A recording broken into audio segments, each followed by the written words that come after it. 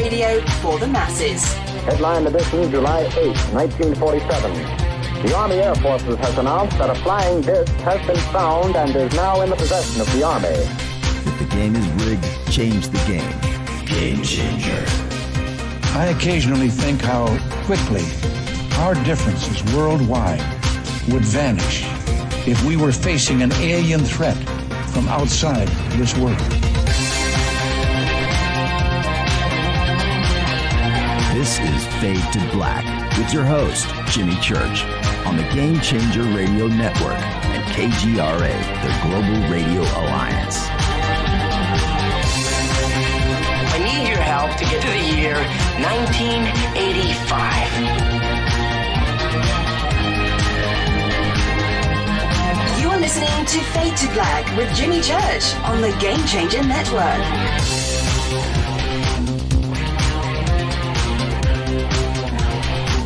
Welcome.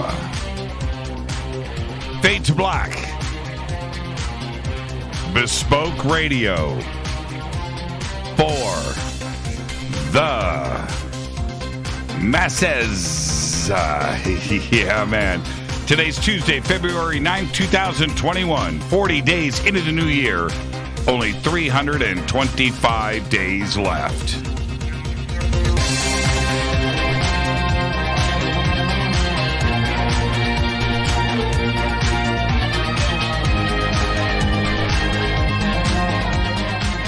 We are live from a bunker somewhere in the middle of beautiful downtown Burbank, California. And I would like to welcome everybody listening all around the world, all across the United States. Hither and thither, to and fro, back and forth, up and down, east and west, north and south, far and near. This is Fade to Black for KJCR, the Game Changer Network, and KGRA, the planet. I'm your host, Jimmy Church. What is cracking, everybody? How you doing? All right. Now, this is TV week here on Fade to Black, and tonight, Scott Wolter, host of America Unearthed, and he is joining us. We're going to talk about the show and everything else he's done on TV. We'll be doing that tonight, but tonight we're also going to be talking UFOs with Scott, so get ready for all of that. And tomorrow night, Dave Schrader is with us. He's texting me as we speak. And hold on.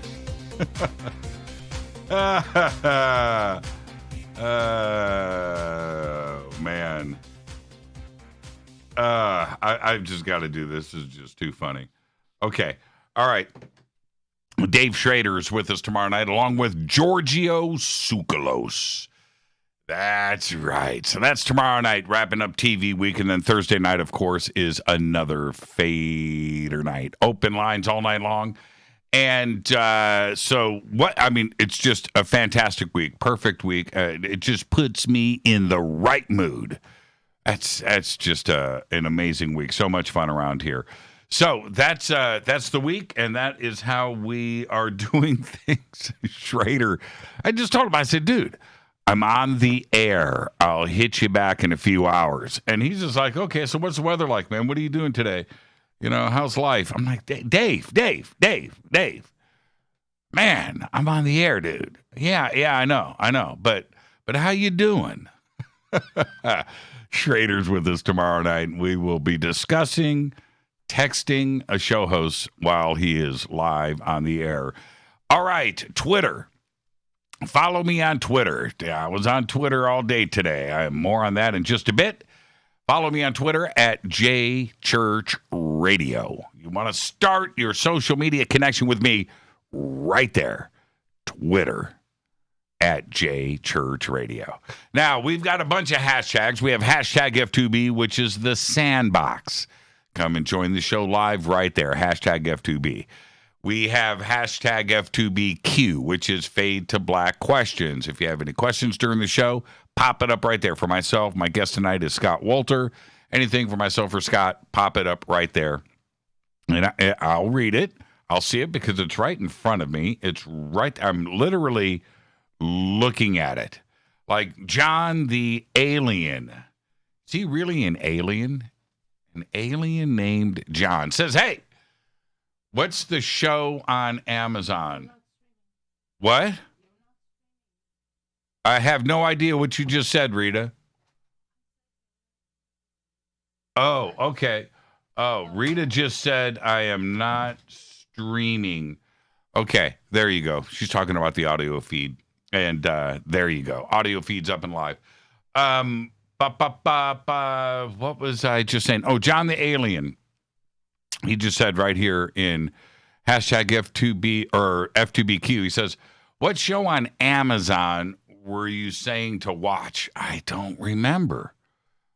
What was it about, John the Alien? But the point is, it's right in front of me. Right there. It's right there. So if you've got something for me, right there. Or Scott Wolter tonight. We have all of our chat rooms open, of course, over on Spreaker and everybody over on YouTube, which is live. More on that in just a minute. And, of course, Facebook. Hello, we got that fixed. A bunch of just crazy things went down that weren't associated with each other. And so today we were doing test runs to get things, because everything here is on automation, right? It's all automated. Everything is set up, with all the feeds that we have going out. Could you imagine having to go to KGRA or to TalkStream Live or to Spree? And no, it's all automatic, everything all the way across the board. And suddenly these little gremlins got into the system. It was like one thing over here. I'm thinking, man, somebody get our passwords, but nothing's acting funny. YouTube still isn't completely straightened out. So I know that we're streaming live tonight on YouTube and everywhere else, and I can see it here. But I don't know about the archives. So I don't know if the show is going to save. There seems to be something deleting the shows immediately after the stream ends. And we can't figure that out. YouTube says they're not doing it. Our software company that we use for this feed over here said, I've got 3 or 4 emails from them today. It's not us. It's not us. So we don't know. We don't know why that is happening. All right. So what it forces us into doing, of course, is doing an extra upload of a 5 gigabyte file, because that file is video and it's 3 hours long and it's in 1080p and it is 5.8. It's almost 6 gigabytes. Let me tell you, that is a long upload and it is a long process as the video processes. But we're going to figure it out. Okay, email Jimmy at jimmychurchradio.com. Let's get to the breaking news. Very sad news today. It was announced earlier. Mary Wilson, one of the original members of the Supremes, of course, the 1960s supergroup that helped define Motown. That's right. Died today. She was 76 years old. And she died at her home in Nevada. And she died late last night, actually. And the cause of death was not immediately released. What a lot of people don't realize, and the Supremes were so huge in the 60s. The only group that outsold them, and I'm going to say sort of, they did, and that was the Beatles. But I think the Supremes had more hits. Believe it or not. And the Supremes, and Diana Ross specifically too as well, I mean, international mega superstars, and the impact on music in general and breaking down barriers, everything that could have been done, the Supremes did. And Mary Wilson was so cool, so bright, such a beautiful person, very sad. Died at the very young age of 76. All right, it was announced today that a Japanese submarine collided with a commercial ship as it attempted to surface off of the country's Pacific coast. All of this happened earlier today. 3 crew members from the Maritime Self-Defense Force submarine, Soryu, suffered minor injuries, and pictures from the Japanese Coast Guard showed it sustained damage to its fair water planes, those wing-like structures on the conning tower, right? The accident occurred off the main island of Shikoku in southern Japan. The Soryu, commissioned in 2009, is the first in its class of Japanese diesel-electric-powered submarines. Displaces about 3,000 tons and has a crew of around 65. I've thought about that so much. All right, you're out there in the open ocean, and you see those submarines surface all the time, right? You see them surfing, and you think, man, what if there was a boat up there, right? What if there was a boat? Well, it happened today off the coast of Japan. Let's get the show cracking. Happy birthday to today, the one, the only, Joe Pesci. Joe Pesci today is 78 years old. Tom Hiddleston today is 40, and he plays Loki in the Avengers films, and I believe there is a Loki series about to be released. Now, it's so hard to keep up with Marvel. It's so hard to keep up with television. But I believe, I said to Rita, this is the universe. This is weird. Like 2 days ago, I said, hey, Rita, Loki's got a series coming out. And I only caught it. There's no media about it. I happened to see a trailer of upcoming Marvel stuff. And it was blip, blip, blip, blip. Right there in the middle of it, tucked away, Loki. So I'll see what I can find out about that. Carole King. That's right. Carole King. Today. 79 years old. Her 1971 album, Tapestry, was #1 for 15 straight weeks on Billboard and remained on the charts for more than 6 years. Man. And you look at that album today, and you look at the track listing, everything was a hit. That was a great album. I think it was produced by, that was Lou Adler. Yeah. Our dead guy's birthday today is Jimmy the Rev Sullivan. 1981 to 2009, died at the age of 28.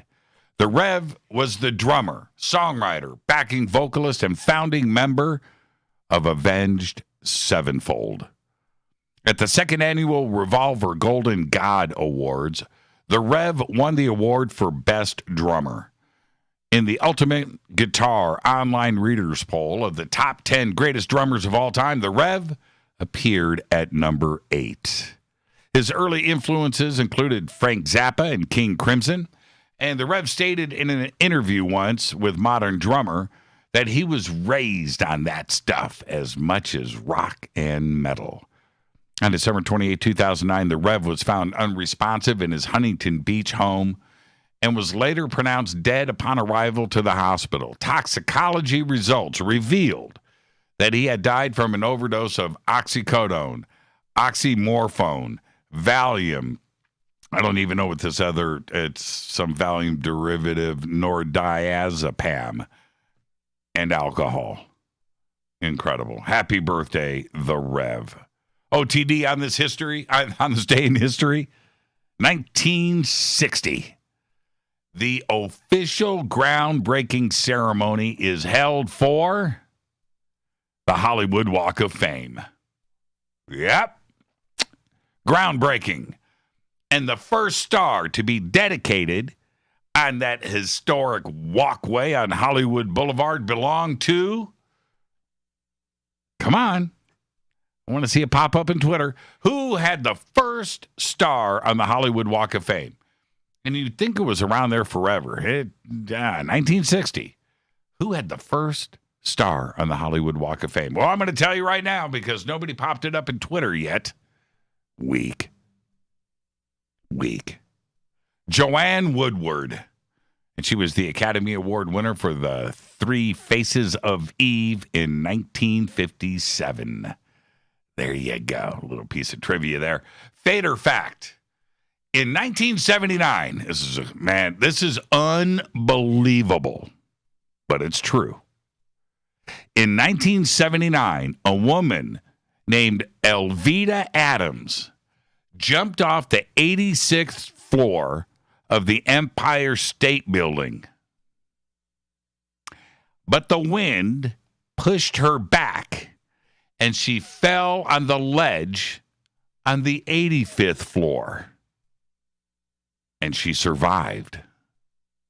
And that is your Fader Fact.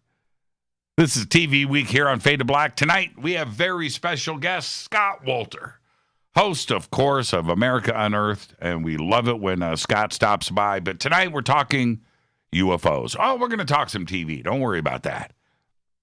But tonight, we're going to be talking UFOs with Scott. And he's been heading in this direction last 6 months. I remember about a year ago, had Scott on the show. And the conversation just kind of, I said, Scott, are you going aliens on us? And he goes, man, I think I am. And that was about ancient history. We were talking about the United States and things around the world. And Scott went there. He did. Well, he's going there again.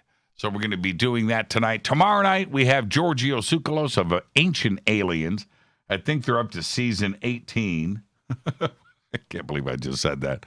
And Dave Schrader is here of the Holzer Files. And they are now in the middle of season 3 of the Holzer Files. Big hit show there, too, as well. And then Thursday night is another Fader night with open lines all night long. Now, let me hit this River Moon coffee. Everything fine on YouTube? Everything fine? I don't know anymore. I don't know. Looks like we're still live. Okay. All right. We depend on technology, man. We depend on it. We take it so for granted. It's just unbelievable. One thing goes wrong.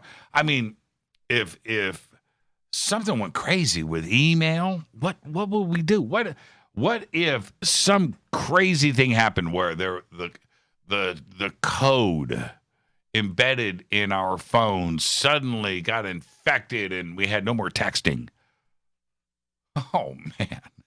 We depend on technology. Depend on it. It's incredible. Incredible. Okay. All right, let me hit this River Moon coffee.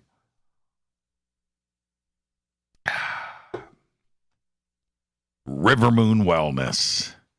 rivermoonwellness.com. All right. Well, better hit this again.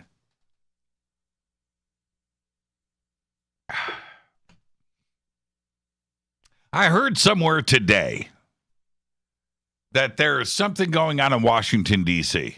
I saw it in passing that I guess there's a second impeachment trial. Right? I guess. I just don't read the news, man. I don't give a crap. But my social media feeds tell a different story. It's just not there. Now, earlier today, it was about an hour ago, I was with Rita, and I said, hey, did the impeachment trial start today? I don't know. I said, hang on a second. And I'm scrolling. I said, it is not in social media. I'm not on my feeds anywhere. I don't see anybody talking about it anywhere. That's mind-blowing. It's mind-blowing. It's mind-blowing for a couple of reasons, and I'm going to get to the main reason in just a second. But obviously, there's a side out there that expected fireworks, and they didn't get it. Disappointment so far, right? I mean, because if it would have been something else, it would have lit up, right? But that didn't happen. And then there's another side out there that probably didn't do that well either. Or we would see the text. We would see the post. Isn't that interesting? And then there's a third option that nobody really gives a crap. Now, I'm assuming, and I'm talking about both sides, I'm assuming that the media is covering it. I just didn't have a reason to check the news today. I had a couple of breaking stories that were fed to me, and one of them was Mary Wilson, of course, and then this Japanese submarine. I was cool. I'm not going to go and get polluted by the media. I just don't do it. Folks, listen to me. I don't do it. But it was interesting to me that I didn't see it on social media. And there's a reason why I was on social media today.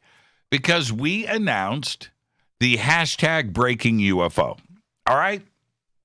So, what hashtag breaking UFO is, and we've got it up in our feeds, right? And announced it. And breaking UFO is their hashtag breaking UFO for Facebook and for Twitter. If you've got an image that you just shot, right? You got a picture of something, post it.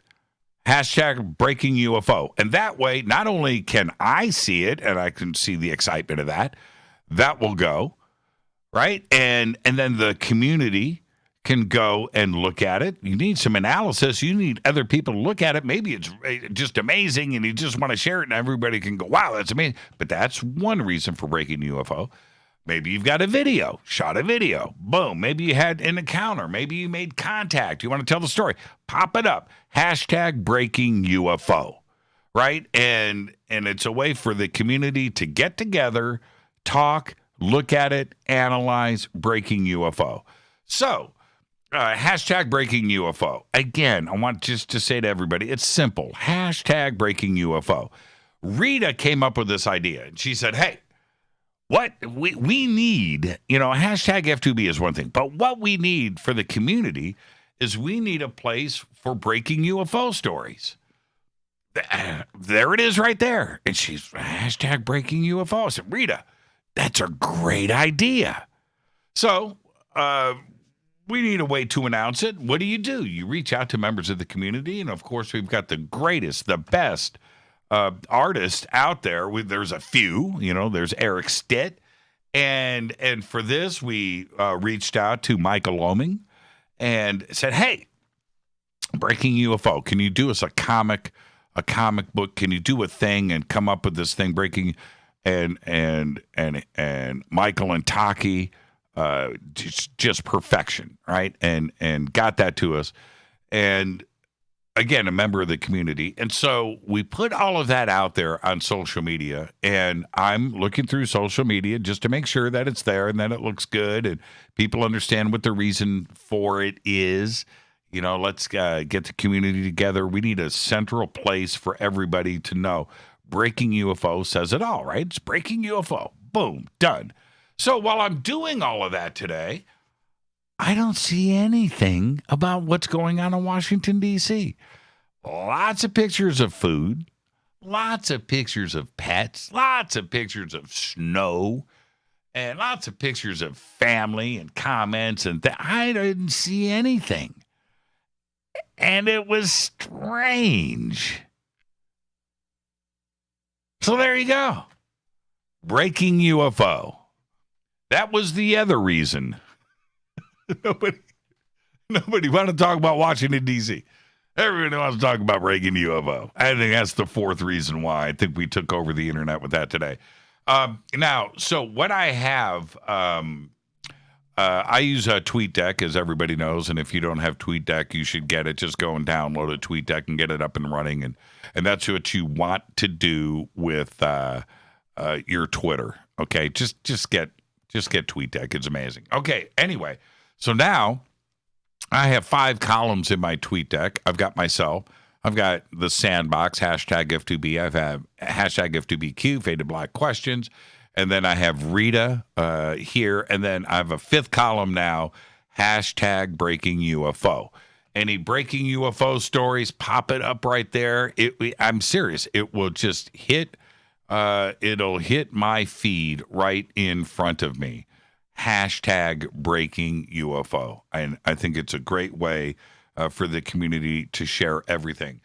The other side of this, which I think is probably the most important part about breaking UFO, we have lots of smart people in the UFO community, whether it's video analysis, it's history, it's image analysis, location, all of that. We have so many smart people, and from science and from consciousness and contact. We have all of just a huge community. And if you've got something UFO related breaking and you pop it up there, it gives a chance for everybody to check it out. Everybody can go and take a look at it. Okay. And so today we broke the story. Our first one is Scott Wolter, and I posted up pictures of Scott. Now, we're going to be talking about this tonight. Scott will be with us here in just a few minutes. And the short version of this, and this is the perfect reason for breaking UFO. Scott was filming in Utah, 2014, America Unearthed.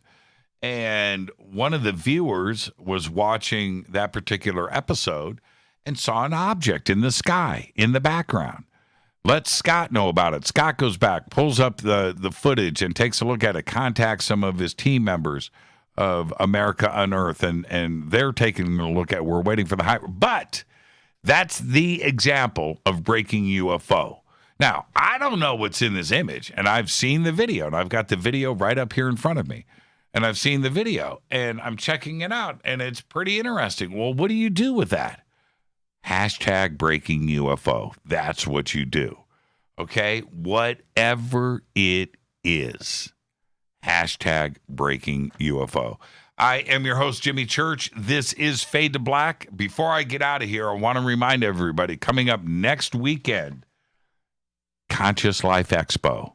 All right, it's February 19th through the 21st. I am hosting. I want you to go to jimmychurchradio.com, click on the banners, get over, get your tickets, get your passes.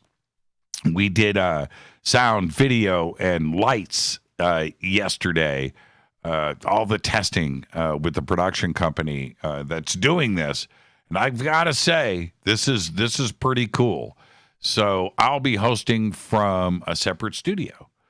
All right, not from here. Whoa. Not from here. I should have hosted it from here, now that I think about it, but nah. So, but we got all that done. A lot of work has been put into this. I want you to go to the banners at jimmychurchradio.com. With that, I'm going to get out of here, take a quick break. I'll be right back with tonight's guest, Scott Wolter. It is night 2 of TV Week here on Fade to Black. Tonight, Scott Wolter, host of America Unearthed. Tomorrow night, 2 guests.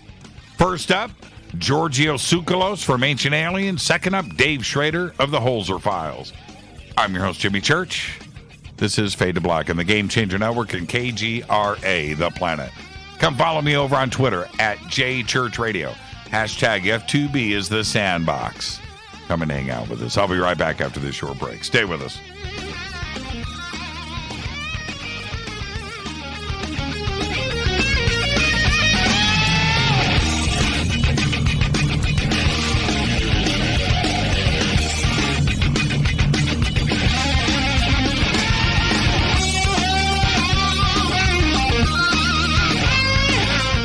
This is Nicole Church, daughter of you-know-who, and you're listening to Fade to Black on jimmychurchradio.com and the Game Changer Network.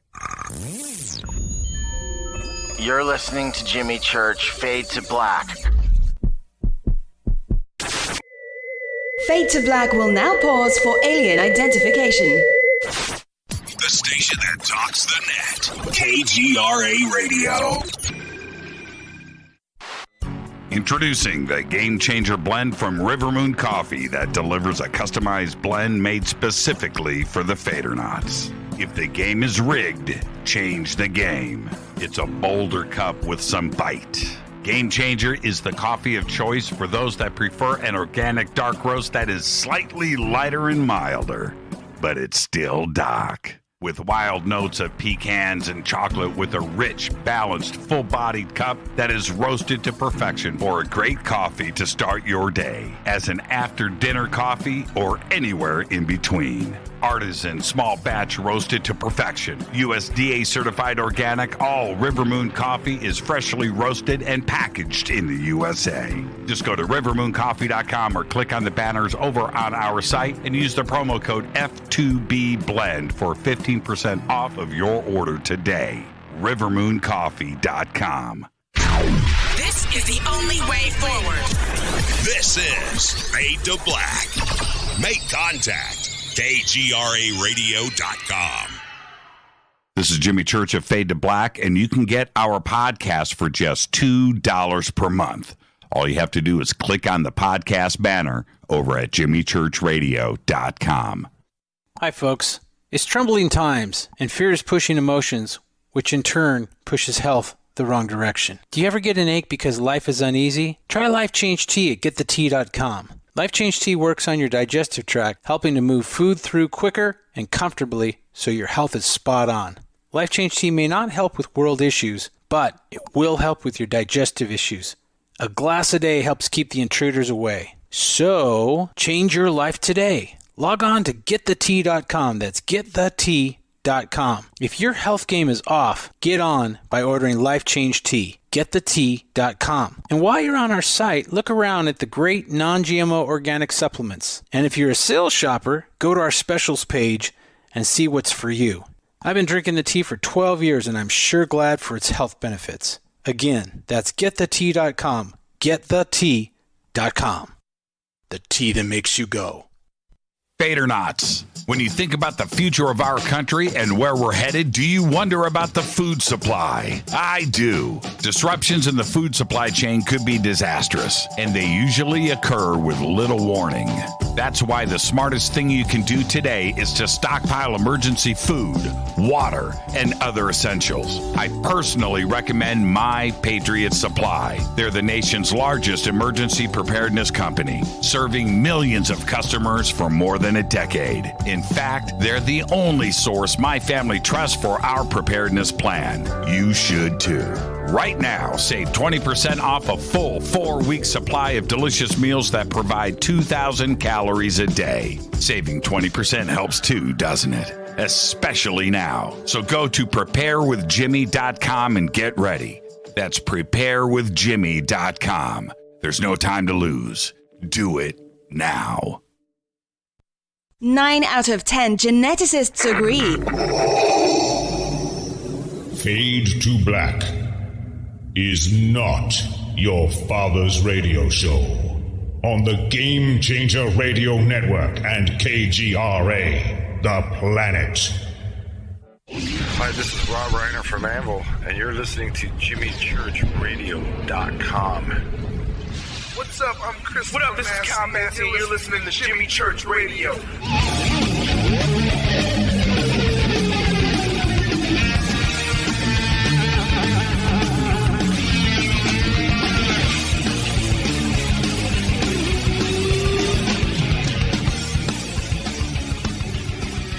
Welcome back. Fade to Black. I'm your host, Jimmy Church. All right. This is TV week here on Fade to Black. And tonight, very special guest, Scott Wolter, host of America Unearthed, joins us. Can't have TV week on Fade to Black without Scott Wolter. What kind of show would this be? Tomorrow night, we have Giorgio Tsoukalos of Ancient Aliens and Dave Schrader of the Holzer Files. Now, there's even a little connection between Schrader and Wolter. We'll talk about that in just a bit, too, as well. Thursday night is another Fader night with open lights all night long. Tonight, it's all about Scott, TV host, researcher, author. Normally, we talk about lost history, and we will tonight. But I think we're going to talk UFOs, ET, contact, and disclosure with Scott Wolter. Looking forward to this. And now this is the deal. Scott is a very good friend of the show and has been hanging with us for I don't know how many years. And every night that he's on, we learn something. All right. Now, this is the deal. This is what I'm going to say to Scott. I'm going to bring in Scott before I just read and go through his bio again. I'm not going to do that. I'm going to say this. I'm going to say, good evening, Scott. How are you? I'm doing great, Jim. It's great to be with you tonight. I'm really looking forward to our chat. Now, this is I'm going to share with you a thought that I had about you a few years ago. All right? And this is the power of television is one thing. Your show, America Unearthed, taught people stuff. But I think this was my thought. You should have had, after each episode, a test. You should have had a test. And they had to pass the test if they wanted to see the next episode. Oh, I love that idea. That's what you should have. I mean, think about that. Okay, I'm just sharing my idea with you. The power of marketing. It's all about marketing. But you should have had a test because people learned. You know, I learned. But you got to retain.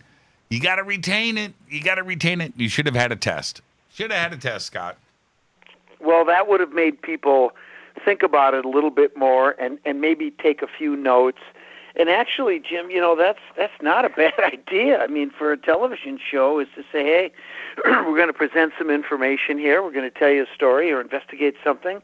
And then we're going to quiz you at the end to see how much you were paying attention. And one of the things that might happen is some of the people in the audience may notice something that the brilliant host missed or, the production company missed. You never know what might happen. You never know. And this is the other thing. And don't think I haven't noticed this about you, Scott. And I'm sure the audience has picked it up over the years. You have got a crutch. And let me tell you what the crutch is. The crutch is you're so comfortable with me. And we always have great conversations. But we'll go through the show. And like twice a night, you will turn around and ask me a question, knowing that I don't know the answer. And No. It might be true. I don't know. Oh, it is true. It is true. And I am stuck going, I don't know, Scott. Why don't you tell us? I would never do such a thing on purpose. That's totally by accident. Man. No, you know what, Jim, all kidding aside, we do that because we get along, we respect each other, we have fun. You know that I'm not trying to put you on the spot and make you look bad.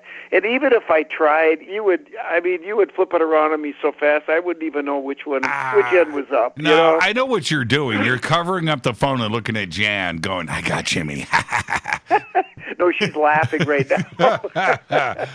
Oh, man. Well, the power of TV, and this is what, tomorrow night we have Giorgio on the show, and there is no question at all what Ancient Aliens has done for all of television. Not only the UFO community, but all of television. Blew down the doors and allowed all of this programming to come in because all of the networks, everyone, it doesn't matter. It does not matter about the network.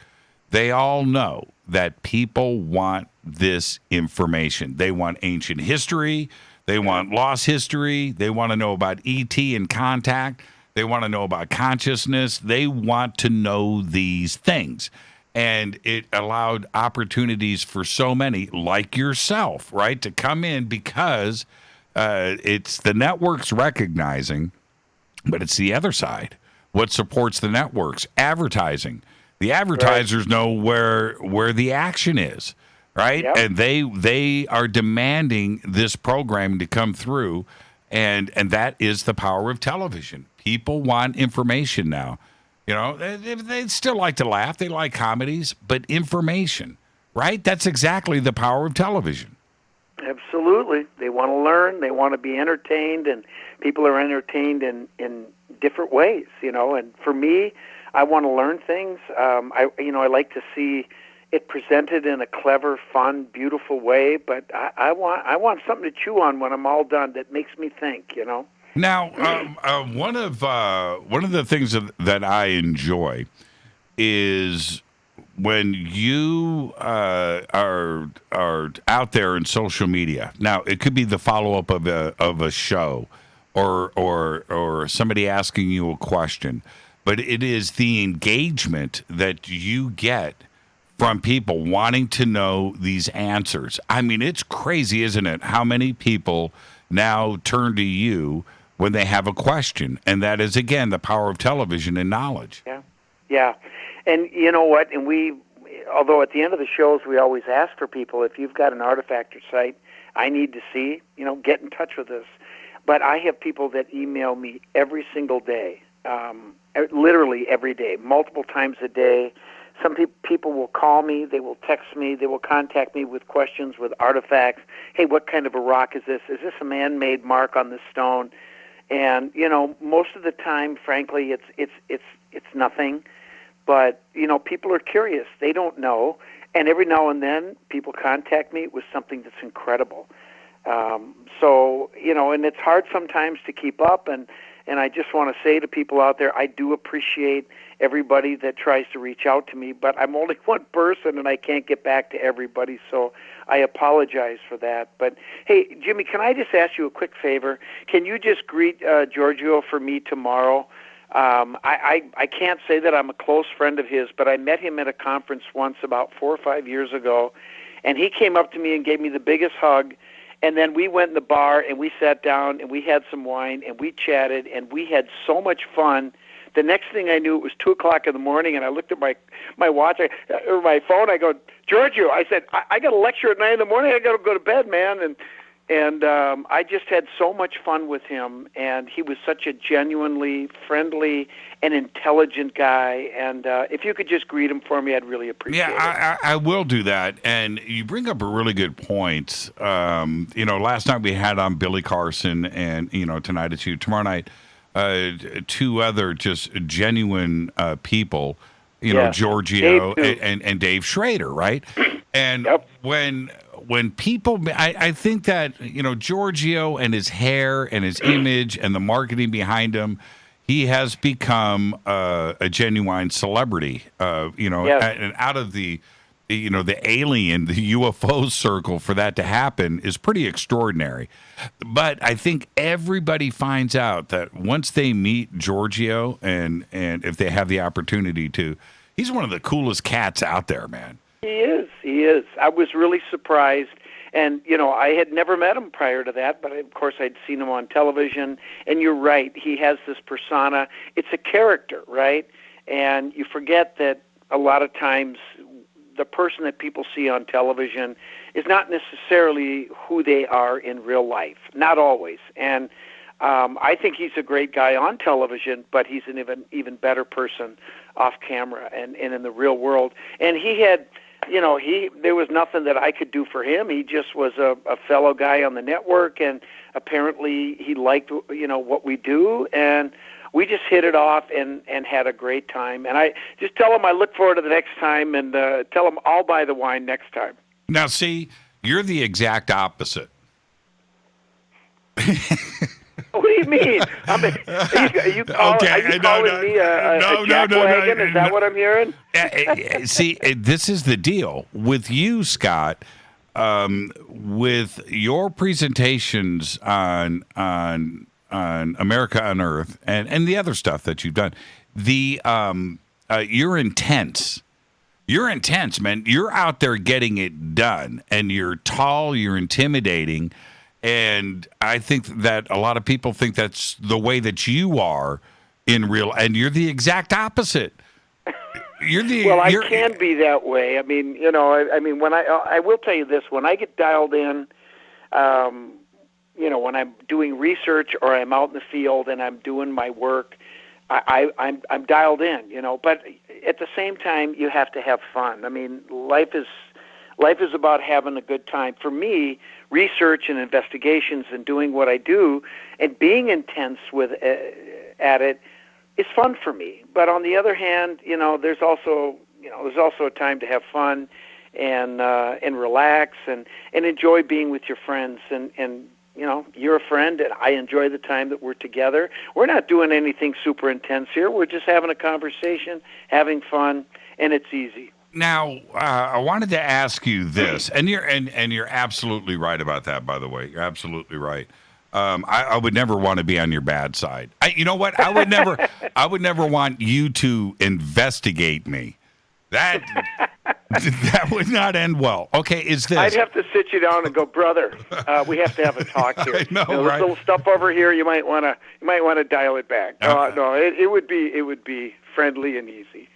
Tonight, Jimmy, I'm taking you to the Mason Lodge, and we're gonna set you straight, bro. Okay, I'm gonna sit you down. Have a sit down. The other day, I'm driving around here in the valley. I'm just going to make this really quick. I was driving with Rita. Oh, go for it. And I drove by a Mason Lodge, and I've never seen it before. And I just turned and it was on my left-hand side. I said, Rita, the Mason Lodge. And it was strange. I thought I knew every building of every street in the entire San Fernando Valley, and I drove right by a Mason Lodge. Okay, is this, Scott? You know what? I will just say this. That is really the intent of Masonry. We want to do good work and be involved in our community, but we want to be, we don't stand out in front. We kind of sit in the back and do the work and just not say much. So that's the way the lodges are. They just sort of creep up on you, and it's like, oh, wow, there it is. But there's a lot of good work being done in those buildings. One day, I'm going to say this to the audience right now. One day, maybe soon, I've got to go and hang out. I've got to go into and go through a meeting. I need to reach out. I need to find somebody to invite me. I just want to go. There's all of this stuff that's out there, right? Hey, okay. Let me tell you something. You don't have to have somebody invite you. All you have to do is ask. Just knock on the door, and believe me, you would be welcomed with open arms. They're not going to let Jimmy Church just walk through those doors. That ain't going to happen. That's right, because we got to vet you first. We got to. No, I mean seriously. That's one of the things that is a common misconception about Freemasonry, and part of it is due to the brothers of the past that were very secretive, and we don't talk about it. And to be quite frank with you, there's no reason for that. And if we want to make more Masons, which I think the world would be better off with, we need to let people know who we are. And I've said this to the leadership and around the country, and they understand that. But it's never been, hey, we'll invite you, we'll pick the people we want. It's not like that. If you're interested, you inquire and just say, hey, I'd like to learn more, and we'll get going. And what I would say to people, if they do have an interest, is just Google Grand Lodge of whatever state you have, and get the number and give them a call. And believe me, they'll be more than happy to help you, get the process started if you're genuinely interested. And if you meet a couple of the guys, or you come to a meeting and it's not for you, hey, no harm, no foul. Thank you for inquiring, and away we go. It's all good. Well, you know how it is, though, right? Where, like, look at Tom DeLonge, right? So he gets up on stage, he's got his guitar, and it's got a Mason sticker on it, right? Yeah. And immediately the room, I knew it. He's a Mason. I knew it. He's oh no. Oh, he's one of them. Yeah, he's one of them. Yeah. Jim, it's you'd be surprised. Even in today's world, there are a lot of guys that are out there that are Masons, and they're really, really good guys. And I think there's a lot of people that kind of wonder about it, and certain people have heard things that are negative about the Masons. But just remember something, okay? Our country was founded by Freemasonry. Period. Fact. End of story. that's it. And if anybody wants to argue it, I will just point out one simple fact. 53 of the 56 signers of the Declaration were Freemasons. Now, they were all Masons, essentially. Well, we have, and I think I mentioned this to you before in passing, but we have a family member that's a Knights Templar, right? And I never knew this. And one day we're sitting on our back patio, right? And sitting at the table, and I see the ring, and I'm like, that's a nice looking ring, right? Yeah. And he goes, yeah. What's the story, brother? What's going on? And he's like, I'm a Knights Templar. What? Right? What? And then I couldn't take my eye off of it, and I was surprised. He never talked about it. I didn't know. Rita didn't know. It was. Maybe I can get him to invite me. You don't have to be invited. You don't have to just call Grand Lodge and say, I'm interested in possibly becoming a Mason. What do I do? That's all you got to do. You don't have to be invited. That's a misconception. Can I bypass Masonry and go straight to Knights Templar? No. No, you can't. You can't. Right? No. I'm. By the way, Jimmy, I'm a Templar too. You're a Templar too.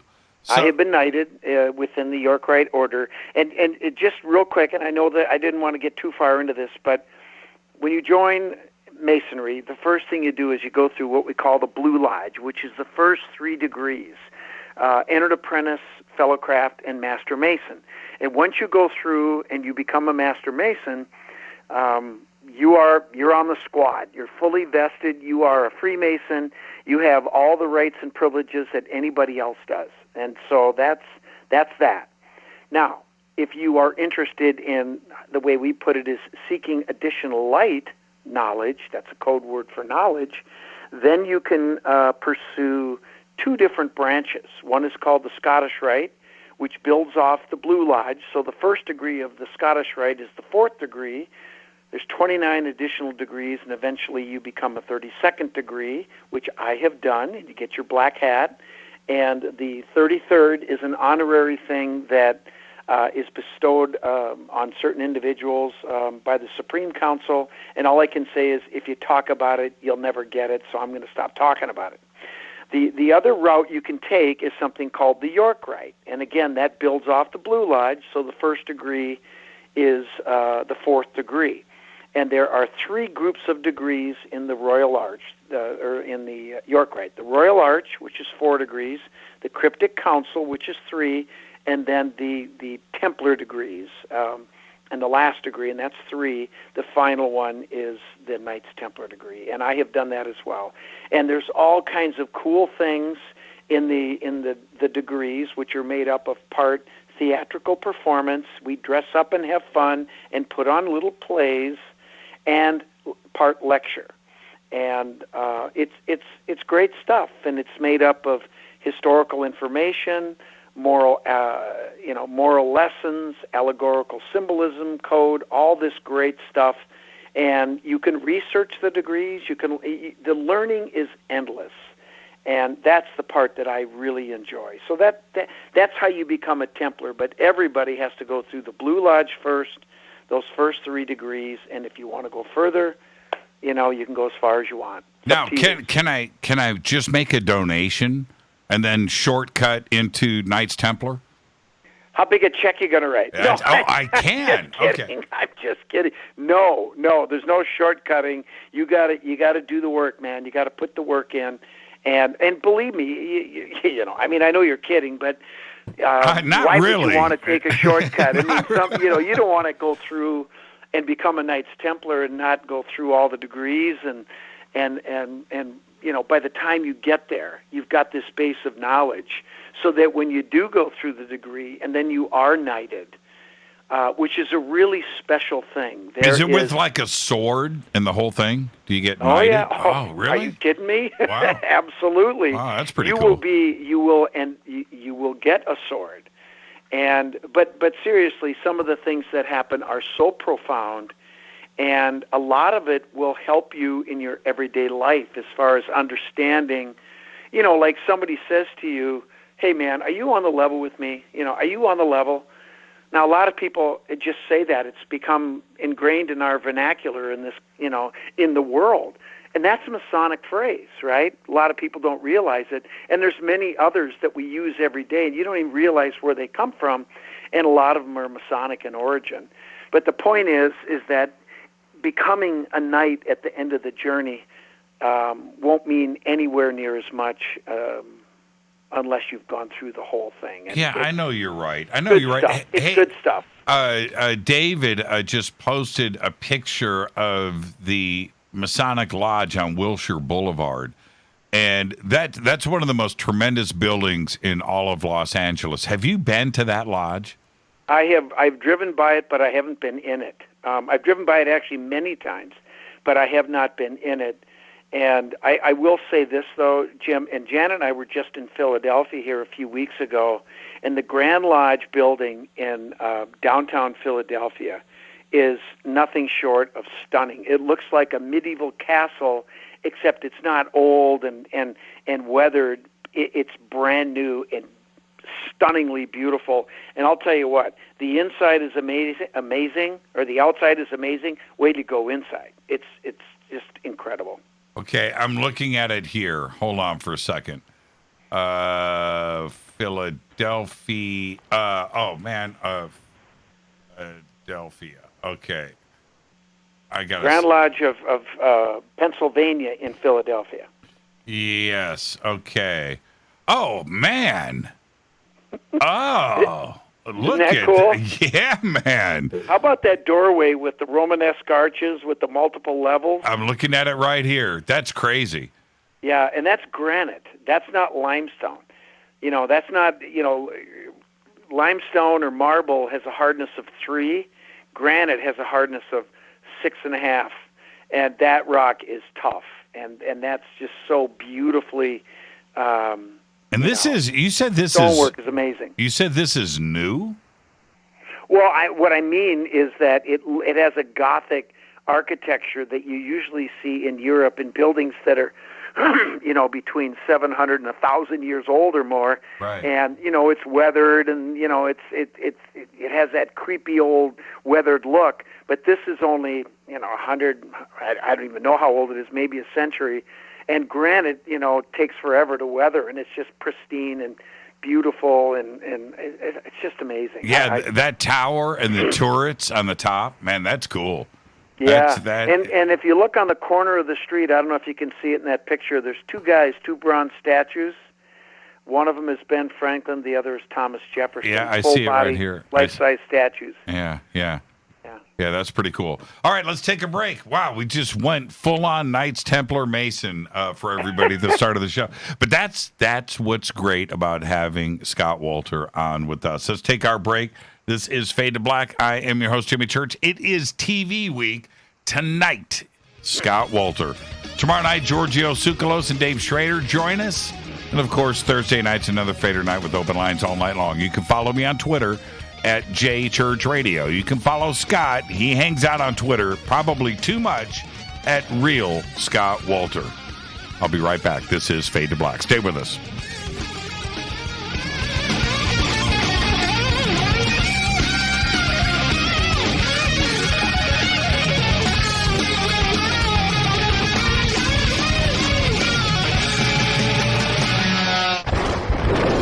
This is Fade to Black with Jimmy Church on the Game Changer Radio Network and KGRA, the Global Radio Alliance. This is KGRA Digital Broadcasting Station, Salt Lake City, Utah, Van Buren, Arkansas. Hello, my name is Billy Carson, and I'm a best-selling author and the founder of ForbiddenKnowledge.tv. Together with my team, we have built an all-new conscious streaming TV platform designed with every family member in mind. If you have ever wanted to travel the world and attend lectures and workshops from your favorite speakers but weren't able to, look no further. ForbiddenKnowledge.tv. There are dozens of workshops and lectures from speakers you know and love. We have also included amazing categories to assure that your consciousness is entertained and elevating on a daily basis. Amazing interviews, ancient history, ascension knowledge, wisdom teachings, documentaries, conspiracies, mysteries, health and fitness, conscious cooking, meditations, finance, yoga, and so much more. To start your free trial on any mobile device or computer, surf to forbiddenknowledge.tv. That's Forbidden Knowledge with the number 4, forbiddenknowledge.tv. Again, visit forbiddenknowledge.tv today. Listen, I know, and you know, that you've always wanted your first crystal skull. Or maybe you're a collector just like me, but you just don't know where to go to find the real thing. Then I met Carolyn Ford over at EinsteinTheCrystalSkull.com. Carolyn is the guardian of Einstein, one of the most respected ancient crystal skulls in the world. All of her unique skulls have been imprinted sitting with Einstein in his sacred lodge and are carved from the finest gemstone and materials. Imprinting is the process of receiving the ancient wisdom from the master skull or master computer, Einstein the Ancient Crystal Skull. To see Carolyn's current collection of crystal skulls, just visit her store at EinsteinTheCrystalSkull.com or click on the banner over on our site. Don't forget to use the promo code Jimmy at checkout to receive 10% off of your order today. That's promo code Jimmy. Finding your first or next crystal skull is easy. Just visit EinsteinTheCrystalSkull.com. When you take the beans from Central America with dashes of Indonesian and African mixed in and then roast it to the dark side of Fade to Black, you create the ultimate brew of fringe. Introducing the Fade to Black blend from River Moon Coffee. Yes, River Moon's darkest customized roast was created for the love of Fade to Black. The alchemy of masterful roasting and smoking the beans is in every sip of this full-bodied, dark Java. I need my coffee dark, deep, with distinct bittersweet chocolate highlights, just like the bunker. Leaning further into the darkness of the roast is Fade to Black blend from River Moon Coffee. Just click on the banner at jimmychurchradio.com and use the promo code F2BBLEND for 15% off of your order today. Hello, I'm Katie, and you're listening to my main man, Jimmy Church, on jimmychurchradio.com. Hi, this is Ray Hobbs here, repping the planet, and you're listening to my good friend, Jimmy Church, Fade to Black, on the Game Changer Network and the KGRA Digital Broadcast Station. This is Toby Kebbell. You're listening to JimmyChurchRadio.com. Don't hurt me, Jimmy. I'm only little. Hey, I'm Adrian Grenier. And this is Ari Gold. We're the Honey Brothers. Yes. We are of the Honey Brothers. Hey, I'm Adrian Grenier. And I'm Ari Gold. We're the Honey Brothers. And you're listening to Jimmy Church. The Revolution. This is Jimmy Church of Fade to Black, and you can become an official Fadernaut by just going to our membership section at jimmychurchradio.com. Hello, this is Serena Wright Taylor from Conscious Life Expo, and you're listening to Fade to Black with Jimmy Church, who holds the Lucky Pony record for the best astrological chart since 1963. True story. This is Micah Hanks of the Gralien Report, and you're listening to Jimmy Church on Fade to Black, across the globe on the Game Changer Radio Network and the one and only KGRA Radio, The Planet.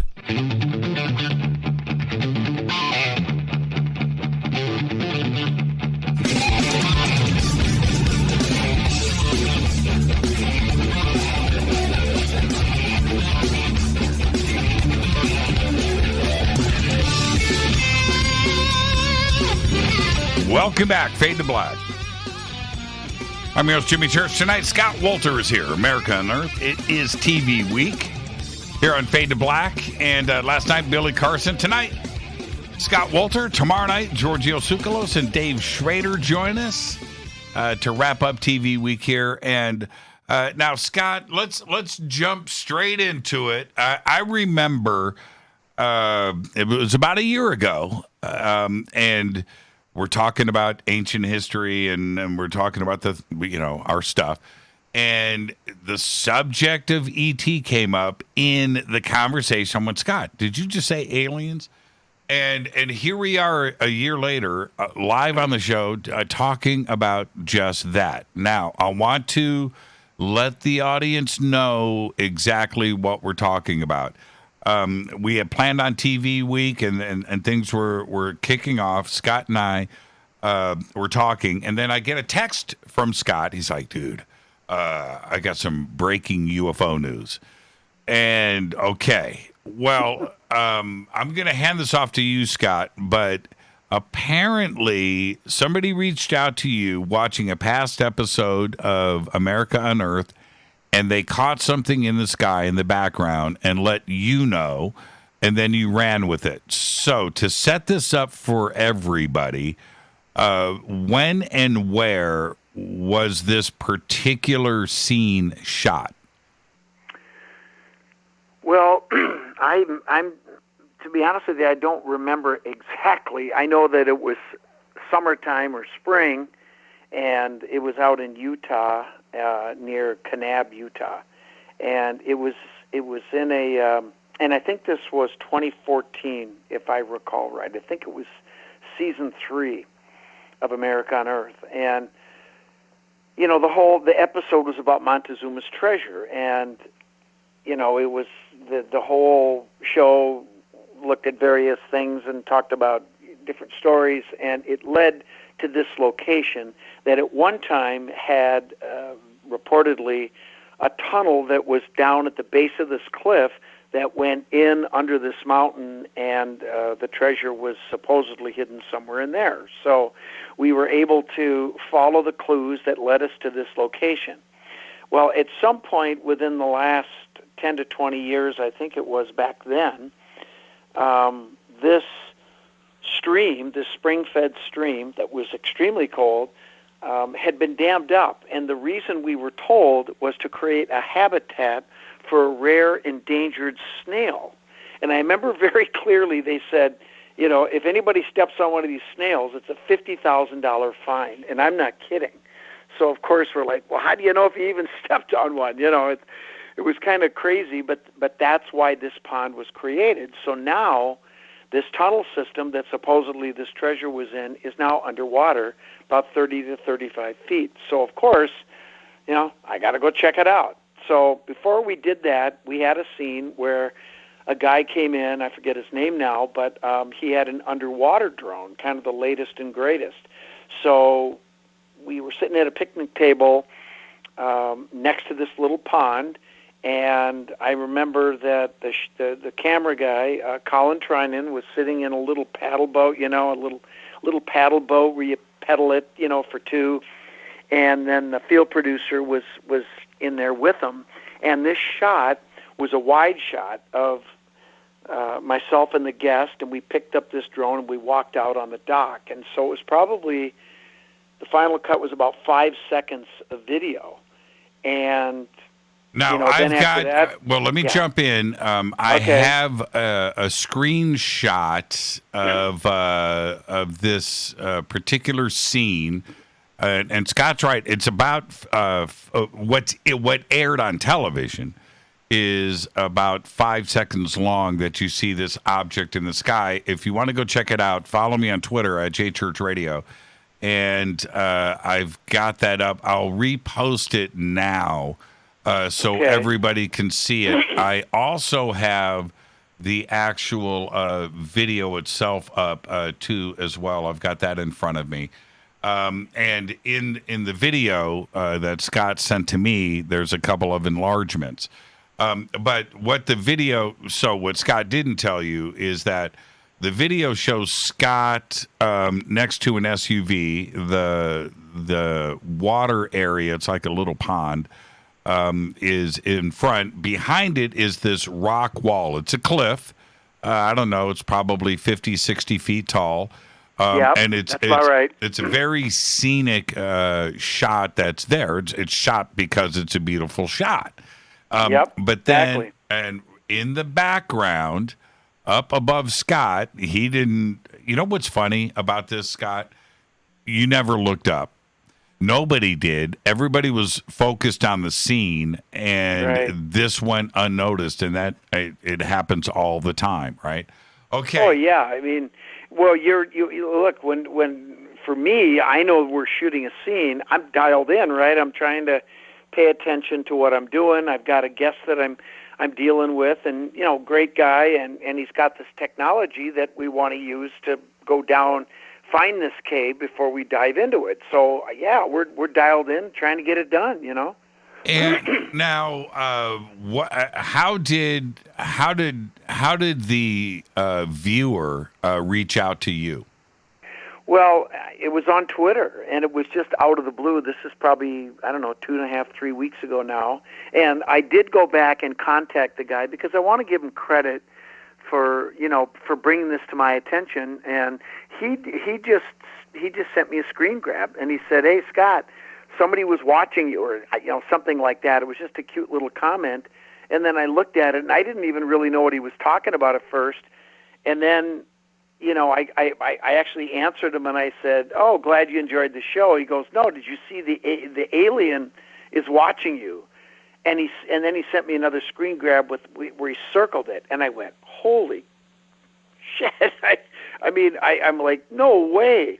And if I think I want to give the guy, his name is Edgar Melian, and I got back in touch with him after we got this video that I sent to you, and I said, "Hey man, I want to make sure I give you credit for pointing this out to me, because it's 7 years later and none of us knew about any of this." And so the funny thing was, it was later that week, I got a call from the production company that was actually moving their offices, and they found a couple of books of mine and a map that belonged to me, and they called and said, "Hey, Scott, we're moving. You want to come get this stuff? We found some stuff that belongs to you." I said, "Sure."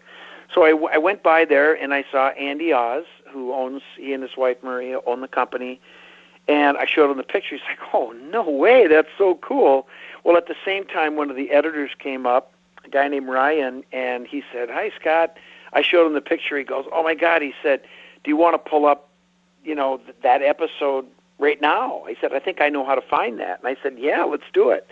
So we did, and he's the one that put that clip together. His name is Ryan Soul, and that is not the highest resolution that they have. The raw video they shot was at a higher resolution, and he's looking for that right now, and I'm sure the clip that they took and that 5 seconds from is probably much longer. It's probably 10 or 20 seconds long, I suspect. And we'll probably see more of this, whatever it is, in the sky beyond what you saw, which is still pretty damn cool, don't you think? Yeah, it is. It is. And now, can I post a link to the video that Ryan posted? I'm not sure. I don't know why you can't. I can double check. It's all. Maybe we ask forgiveness, but he just pulled it up and gave it to me. It's not the original footage. It's out there in the public domain, right? Right. The episode you can see on YouTube, so I don't know why it would be a problem. The only thing that's in what I sent you that wouldn't be on television now is, he zoomed in multiple times so you can see the thing. And I just want to give Ryan Soul at Committee Films, credit for that. Yeah, well, I'll Soule. I can post. I know everybody wants to see. That's how you spell it. Good job. If it's okay, I'll do it right now. I'll pop it up here on Twitter. Now, what do you remember from that day? Wind, clouds, sun. What do you remember? Anything specific? Well, if you don't mind, my friend, at the DOD that we have talked about, he and I have had a lot of conversations about this, and one of the questions that he asked me is, what happened that day? Did anything unusual happen that day when you were shooting? And the answer to that is yes. Something really unusual happened right after that thing was there. And and I remember that day. Once I watched the video and I look at the picture, I remember that day like it was yesterday. I remember everything, and it was a perfect day. Absolutely perfect. Not a cloud in the sky, no wind, nothing. I mean, it was a perfect day, and this was right before lunchtime. I remember that.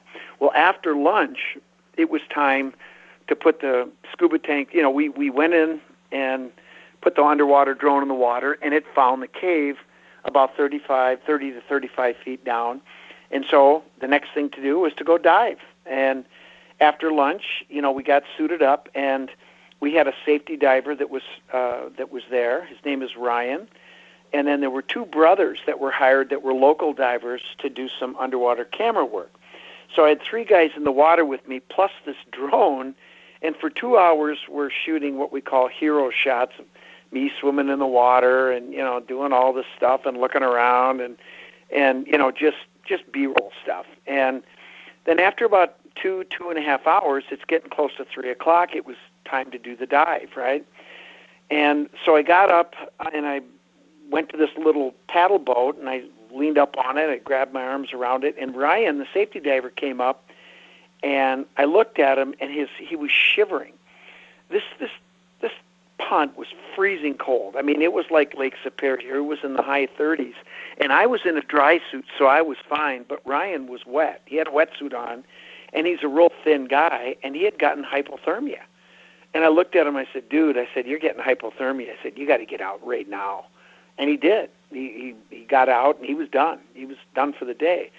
Well, as it turned out, the other two guys, one of the guys got out of the water, took all of his gear off, and put it away, so he's out. And then Ryan gets out. He couldn't come back. We didn't have time for him to, you know, get dressed. So it's just me and the other brother. So he took the camera, and down we went. So this was unusual, and I have to tell you, going into a cave is the most dangerous diving there is. Nothing's more dangerous than that. And quite frankly, we were not really as prepared as we could have been.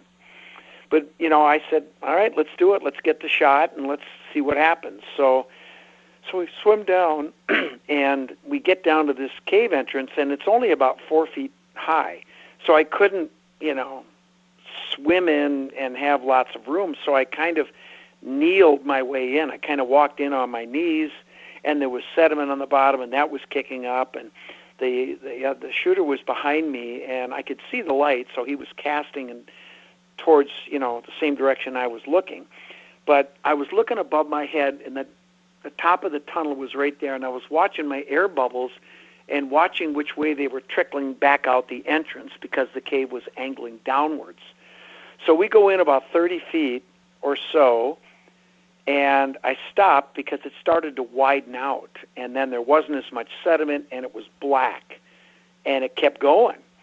And I looked up at the ceiling. I kept doing this, you know, every few seconds just to see my bubbles, make sure I knew how to get out, right? And my bubbles weren't moving. They were just sitting there. And, you know, he's behind me, and I know that's the way out, but now it's widened out. And I looked into the darkness, and Jimmy, I swear to you, it was like there was a ghost that just was, you know, taking his finger going, come on, Scott, keep going, come on in. And I just said to myself, nope, not doing it, I'm out of here. And I turned around, I gave the cut sign, and I pointed out, and we left, you know.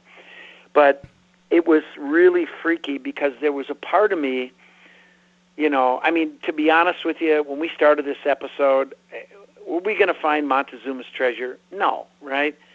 But I got to tell you, for an instant when I was in that cave and it widened out and I looked and I'm like, God, this thing keeps going. I was getting into it. I'm like, I want to find this treasure, right? And then I stopped myself and I go, no, this is when bad things happen. The treasure can wait, and we left. So I told Holden that story, and he said, well, you know, the ET's like gold too. Well, and what was around that area? Were you guys alone? There was nothing. I mean, it was private land, and I did interview the landowner, and that's another crazy story I'm going to tell you in a minute that just absolutely, more than anything, what happened with the landowner was the craziest thing of this whole story. But no, there was a little park there.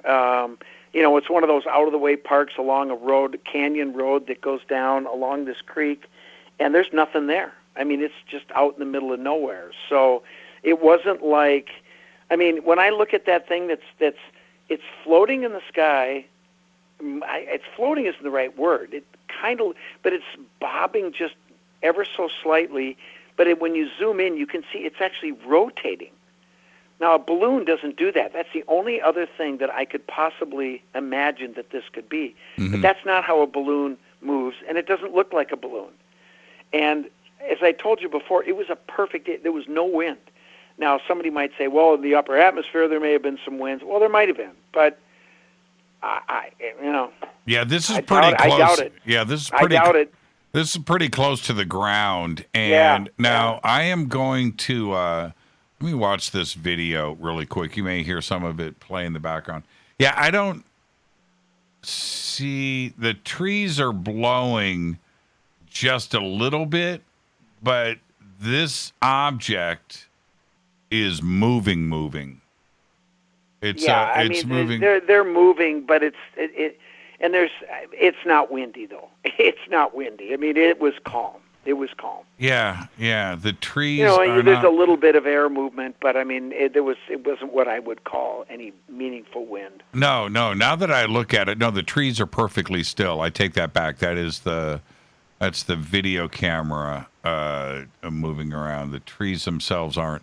Yeah, that's pretty interesting. Now, I called you, and after watching this, I don't know how many times, I said, I think this is a balloon, and I know that was my first reaction.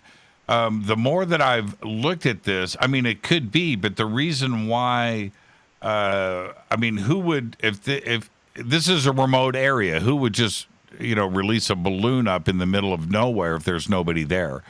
Well, it's not impossible that it could be a balloon, but I can't imagine what anybody would be doing there. Yeah, it just doesn't make any sense to me.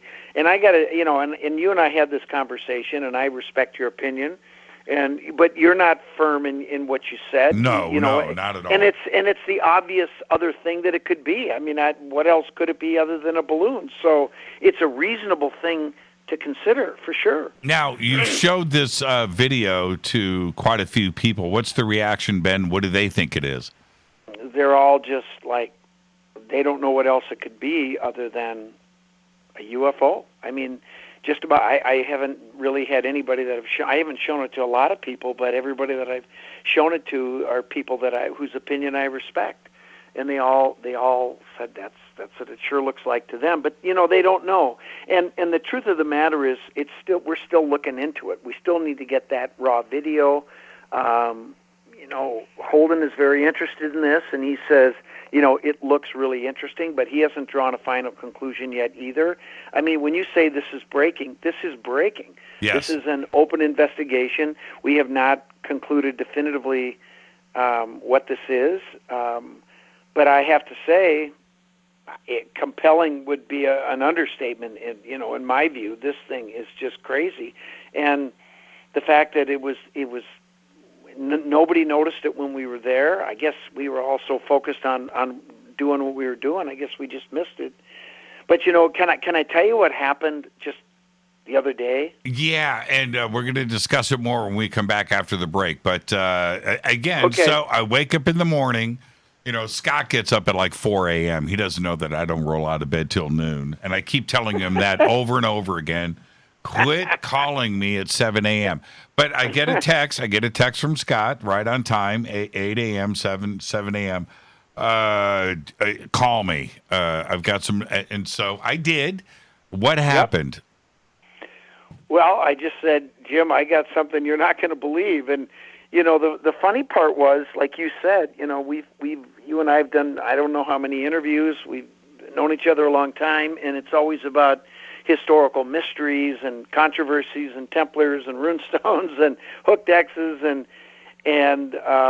just in the last year, you invited me to the Conscious Life Expo. I had a blast.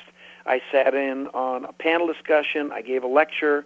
And, to be honest with you, Jim, I felt a little bit a little bit like a fish out of water when I first got there, but everybody was so great, and I really enjoyed myself.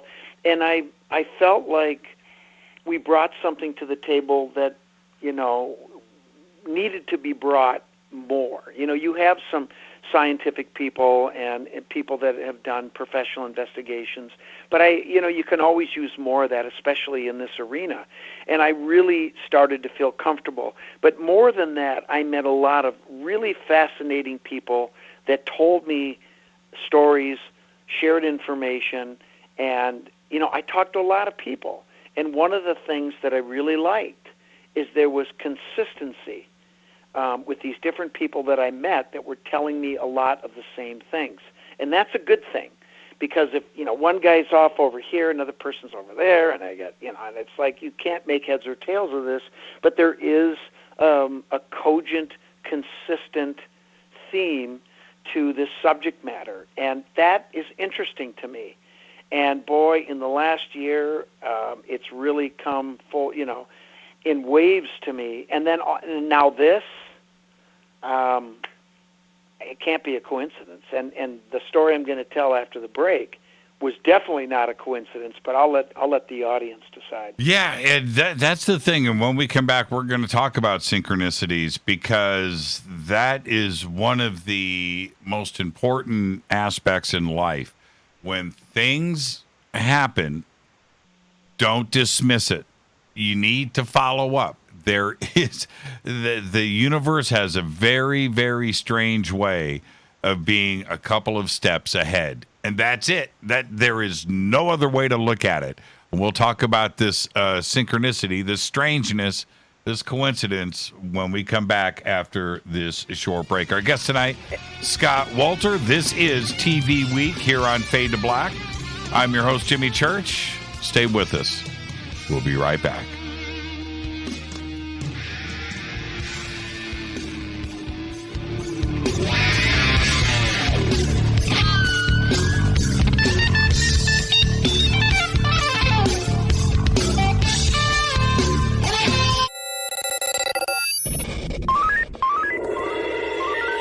Way out here, we listen to Jimmy Church. You're listening to Fade to Black.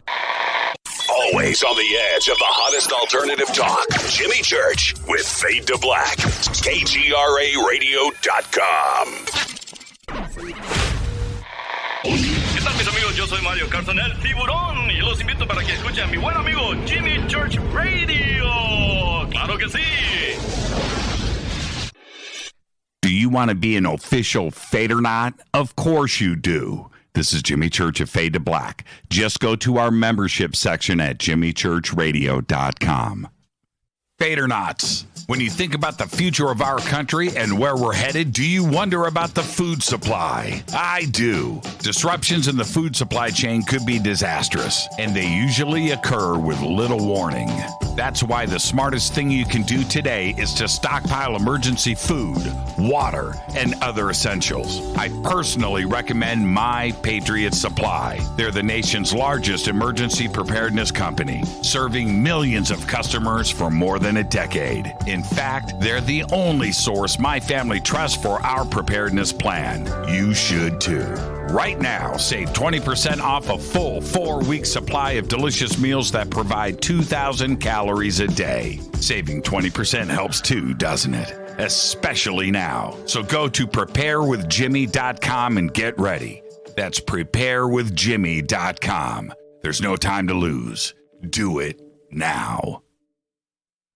So, you love talk radio? Then you'll love TalkStreamLive.com. TalkStream Live is always on, 24/7 with the best streaming talk shows. Find your favorite talkers and discover some new ones. It's free, readily available online or on mobile with any smartphone or tablet. Finding your favorite talk shows all in one place has gotten a whole lot easier. Just go to TalkStreamLive.com. Be sure to download the free apps from Google Play or the iTunes App Store. You listen to us, and we listen to you. And so does the CIA. KGRARadio.com. You are listening to Fade to Black with Jimmy Church on the Game Changer Network. Oi, oi, I'm Reese Evans. You're listening to Jimmy Church. This is Revolution. The revolution will not be televised. The revolution is on radio. Ciao.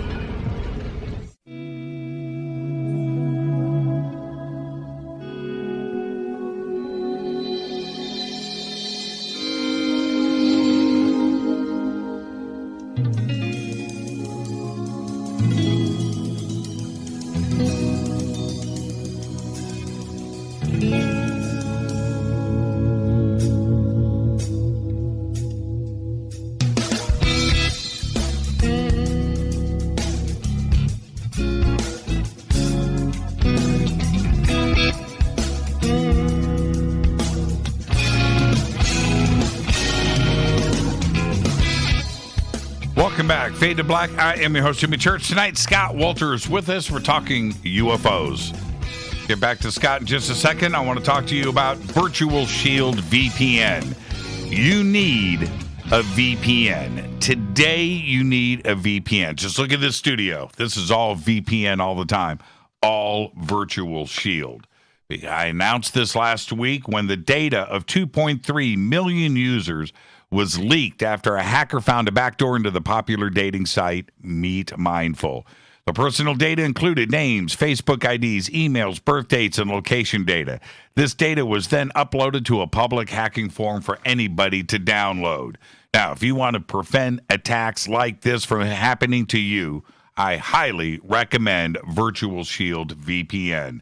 Virtual Shield is the only VPN I'll ever use because they have a strict no-log policy built into their software from the ground up for privacy protection. Go to virtualshield.com/fade to black. That's all you've got to do.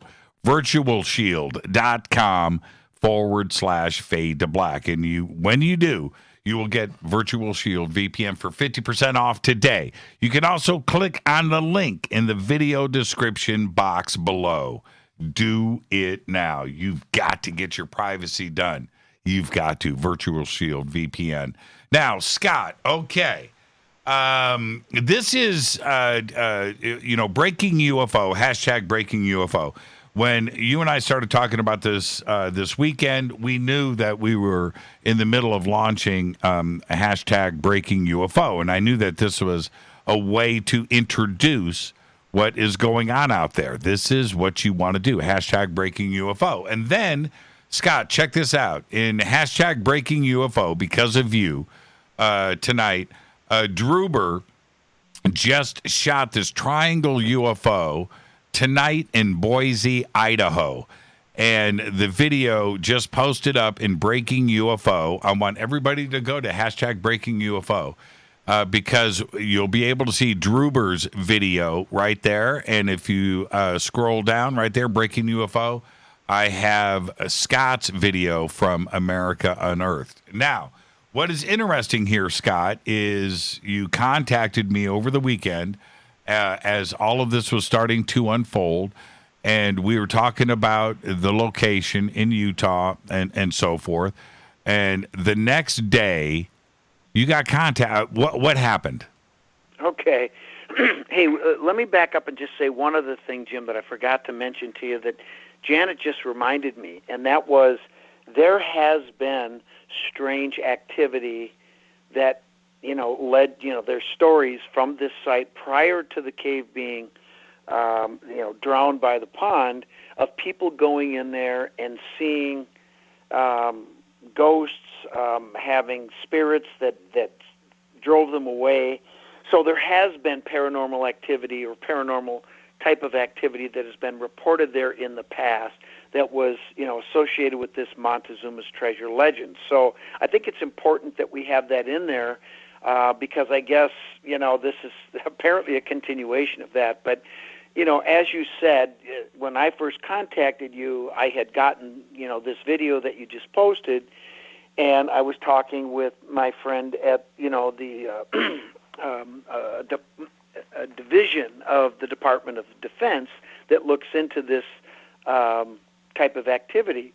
And he was asking me questions. I told him the story I just told you about the cave, and then he wanted more specific information. And I gave him the general location of Kanab, and he said, well, that's a known area of high activity, and that makes sense. So that was something I thought was really cool. But he said, I'd like to get more specific information about exactly where you were, what do you remember, who did you contact? And I said, well, I don't really remember, but I think it was private land. And then as I thought about it more, it was private land, and at one point I actually interviewed the landowner, and he's in the episode. Now, I haven't watched the whole episode, so I don't remember his name. And so Holden is asking me these questions. I'm like, well, I can't remember, man, but I can get a hold of the production company. I'm sure they can track down his name. And that last Friday night, we talked with him for about 3 hours. Jan and I didn't get to bed till 2 a.m. And this was the last thing he asked me to do, is see if you can contact this landowner. I would like to speak with him. And I said, I'll get on it. It'll be next week, I'll get back to you. 6 hours later, I wake up, I get on my computer, and there's an email from that landowner. Now, see, his name pops up, and there he is. And you remembered immediately. Well, when I saw the name, I'm like, that's him. That's him. And I was 99% sure, and then I just said, Janet, and I yelled at her. She came running down, and I'm like, look at this. That is the universe winking at you.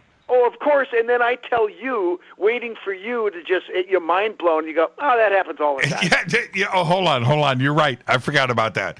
So Scott sends me this text. You got to call me, man.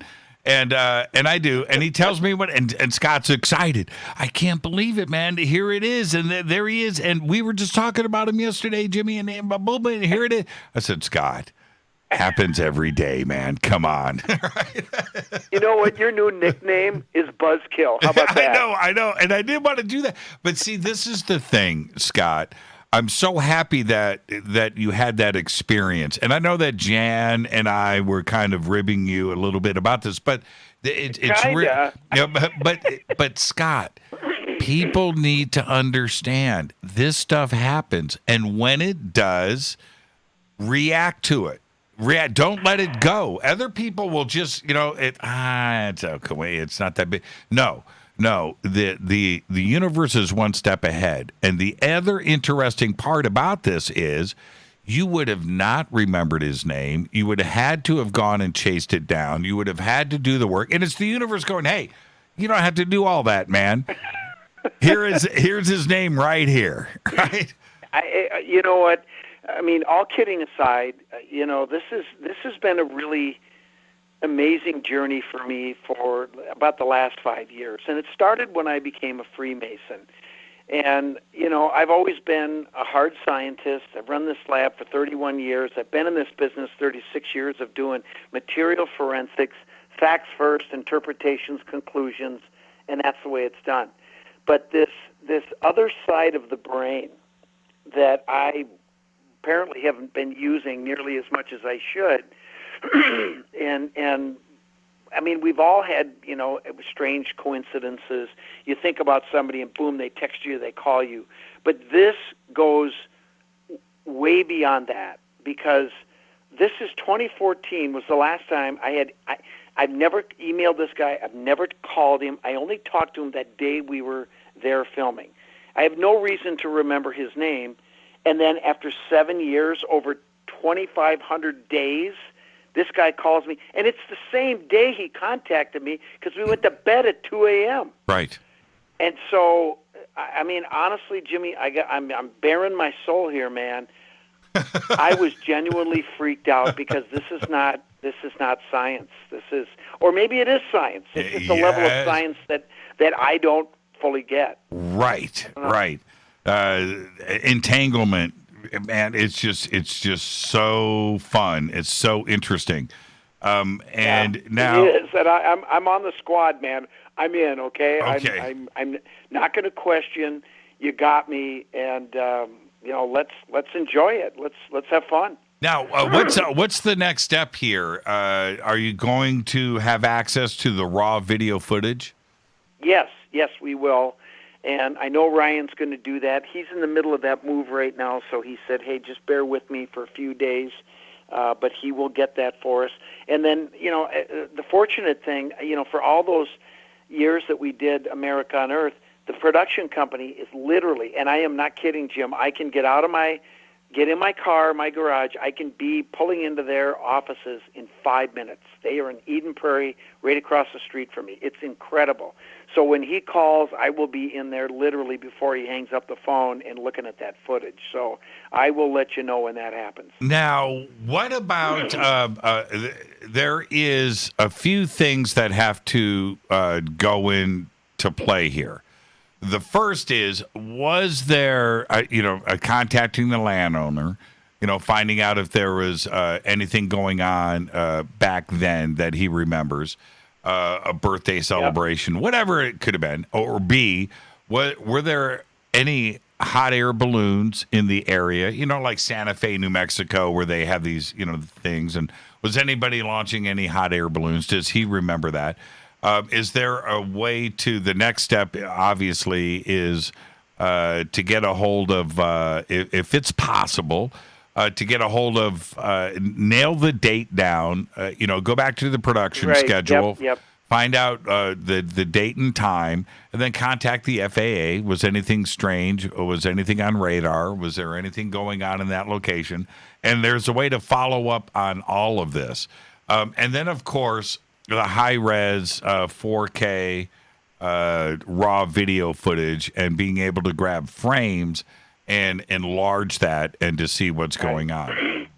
Well, yeah, all that stuff is makes perfect sense, and we will do that. And I know that I'll get help from Holden with that as well. But and I've made contact. He emailed me about something. It was actually a mass email, but I was included on it. Why I was included, I have no idea. But there's your universe talking to me, I guess. But I've gone back and forth with him. I haven't told him what the subject matter was yet because I was asking him general questions about, do you still own the property and all of that. And so the last email I sent a little while ago was, hey, do you have a number I can give you a call? So I'll be having a call with him, and I'm gonna share this with him. He still doesn't know why I contacted him. So, well, unless he's listening tonight, he might be finding out right now. But I plan to talk to him as soon as I get that email, I suspect in the morning. Now, moving on, and again, everybody, hashtag breaking UFO. We've got all this video footage up from Scott. We'll have other footage and other imaging as this just happened. Okay, so all of this has been worked on in the last 7 days. We're working as fast as we can, but hashtag breaking UFO. And if you have anything else that is of interest of the UFO community that you want us to know about, hashtag breaking UFO. Now, it is TV week here. And in the next segment, I want to talk about what you did with Dave Schrader. Again, that's the universe, by the way, right? That you're on tonight and Schrader is on tomorrow. We'll talk about that in the next segment. But synchronicities, and I've said this about America Unearthed and everything that you have done, Scott, over the years, has been just a trail of breadcrumbs, a trail of synchronicities, one thing leading into another. How fortunate have you been going back to the Kensington Rune stone and where you and the trail, right, that has been laid out in front of you by the universe, Scott? It's just been an amazing journey. You know, it's funny you say that, Jimmy, and here's another synchronicity that just happened. And I don't want to sound like I'm bragging or anything, but I was asked today by the Grand Lodge of New York, that's going to be giving me a special award, to do my bio, to be included as part of this event. And so I sat down and I was writing out my bio, and I got to my professional stuff merging into the TV stuff, and I had to stop and think about it and go, I have been lucky.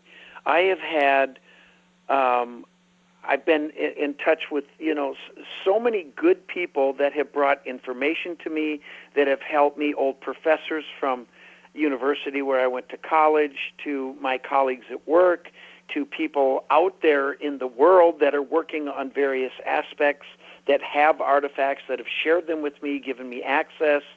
That's not to say I haven't had trouble, mainly with government institutions, until Holden came along, and that's been wonderful. But, I have been very, very fortunate. And I will say this, when it comes to synchronicities, there have been two things that have happened, one involving the Kensington Rune, one involving the Newport Tower and the Kensington Rune Stone, and one involving the Bat Creek Stone. And, the Rune Stone is the thing that people probably think of me more than anything associated with.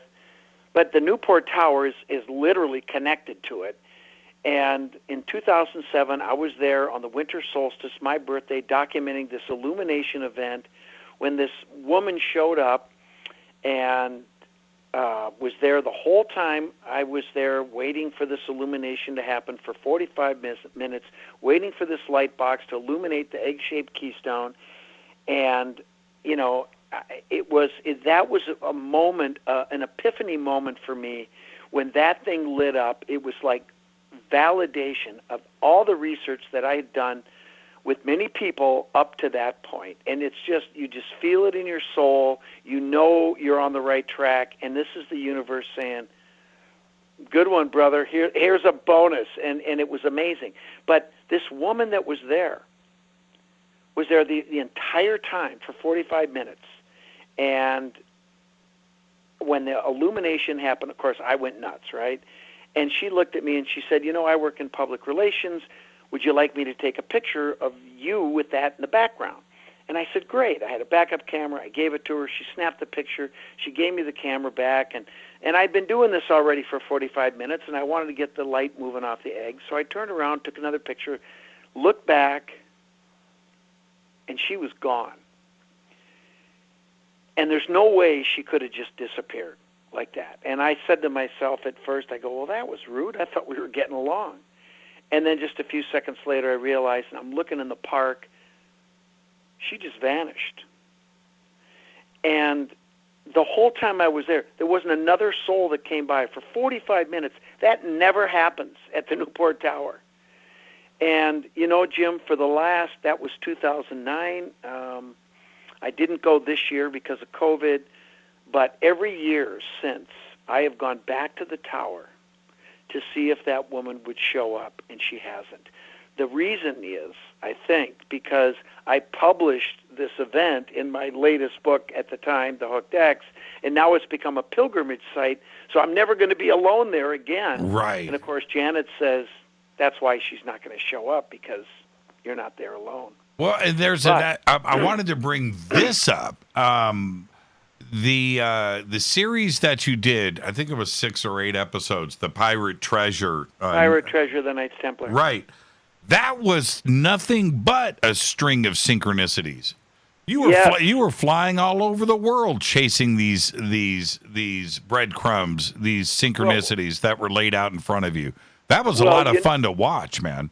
You know what, Jim? And what you said is 100% right, because when I was brought into that show, the reason they wanted me to help out on that show was they were just starting over in Madagascar, and they could not get permits from the government to dive on these shipwrecks, one of them being Captain Cook's, treasure inside of his ship that he had scuttled. So they're like, we got nothing to shoot. So they called me and said, hey, would you help us with this? And I said, sure. Well, we need some Knights Templar content. And they said, and they really had, honest to God, they had no plan. They had no direction. They said, well, what should we do? And I said, well, the story of the Templars starts in Jerusalem. Let's go there. And so we did. And that's when we started shooting, and then one thing led to another, and then we went, to Portugal, we went to Madagascar, we went to England, and then we went to India, and where else did we go? Goa, India, and then we were in the U.S. But everything just fell into place because we were following the evidence. But a lot of the stuff that happened, Jim, probably shouldn't have happened. It just fell in our lap, and I don't know why, but I'm grateful. But it was it was a really fun experience. I will tell you that. We had a great time doing that. Now, do you think that, especially with hindsight, looking back, that all of this was eventually going to lead to the possibility of aliens and ET and extraterrestrial contact here on Earth? That because I mention this all the time, Scott, that what I have found in my research with ancient history, whether it's Central or South America or Egypt or Asia, Europe, it always seems to connect itself back into ETs and consciousness and physics that we can't explain, that everything is connected. Did it seem to you that you would end up where you are now when it comes to ET?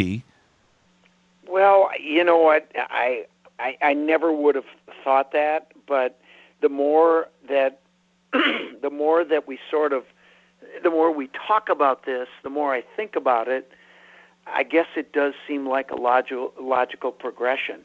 And, I just texted you a photograph. So if you get a chance, take a look at it. But what I wanted to say to you was that one of the reasons that this guy with the government contacted me was, he thought that we could help them with this rollout of disclosure because he felt that we had some credibility, and I appreciate that. But he also said part of it is because there's a Freemason connection to this whole ET phenomena. I said, Freemasonry? And, he said, well, yeah, we think so. And so we've had some discussions about that, and I have started to think about that a little bit. Now, do you have that picture? I'm looking at it right now, yes. Okay. Well, this is in a basilica in Covington, Kentucky, which is the sister city to Cincinnati. Cincinnati's on the northern part of I think it's the Ohio River, and Covington is on the south side. And this basilica is beautiful, and the west facade is an exact replication of the west side of Notre Dame Cathedral, minus the towers. I mean, it's exactly the same, and it's beautiful. But inside this basilica is some of the most heretical imagery and symbolism that you'll see anywhere, and this picture is one of them. Now, when you first look at it, you see Jesus on the cross, and you see Mary Magdalene, her colors down at the base of the cross, praying, looking up at her husband. And you see three skulls to the right of her that, when you look at the orientation of the east wall of the walled city in Jerusalem, those skulls are in the east, west, and south quadrants that just so happen to correspond to where the three highest officers sit in a Masonic lodge and Templar commandery. But if we look at Jesus, do you see that dude in the red gown behind him, sort of floating in the air? Yep, I'm looking at him now. Who the heck is that? Now, I the only guess I have is that's got to be God, right? Okay, see, Scott did it right there. I don't know. He asked me the question to get me to stumble. You, Jim, help me. I can't say if that's God. I mean, that's the ultimate question. Is that God, Jimmy? Jimmy, is that God? Come on, we're friends. Okay, if you can't come up with anybody else, I'm going to say it. I suspect that's God. Now, look closer. Zoom in on his head. I am. Do you see that upward pointing triangle? Yeah, the pyramid. Okay, well, that is, an upward pointing triangle is a symbol of the male, right? In one aspect of that symbolism. Now, if you look above his head, you see a dove, right? I see a ray of light coming off the top of the triangle, going up to a dove. Yes, but you see the God rays coming off the dove going in all directions, Yes, right? I do. Okay. the God rays are coming off of the dove, which is a symbol of the Holy Spirit, which is the feminine aspect of the Godhead, i.e. the goddess. And if you take that triangle and you flip it 180 degrees with the point down, it'll fit perfectly around that dove, won't it? Yes. Okay. Yes, it would. It would. Okay. Now, here's where it gets fun. You've never seen an image of Jesus on the cross like this before, have you? No, I have not. It's No, it's a very, neither you know have what? I. I'm going to say also, it's a pretty amazing painting. It's actually beautiful, Yeah, isn't it's it? pretty amazing. It's pretty amazing. And it's actually in 3 parts, which you can see if you the shrink piece, it down. right. There's 2 more panels on the sides, and Right. it gets into biblical scenes that I've seen in some of our Masonic degrees, but that's another story. But what I want to bring to your attention that I think gets lost in this painting is, do you see those angels? I do. Okay? And you've heard of the archangels too, right? Yes, Scott, I have. And they're kind of up in the sky, right? Yes, they They are. have wings, so they can fly around and do whatever they want, right? Yes. Do you see where I'm going with this? Yes. I'm not saying, I'm just saying. And I'm going to ask you the question, Jim, because I don't know the answer. Yes. What are those angels in this painting? Help me. Help us all.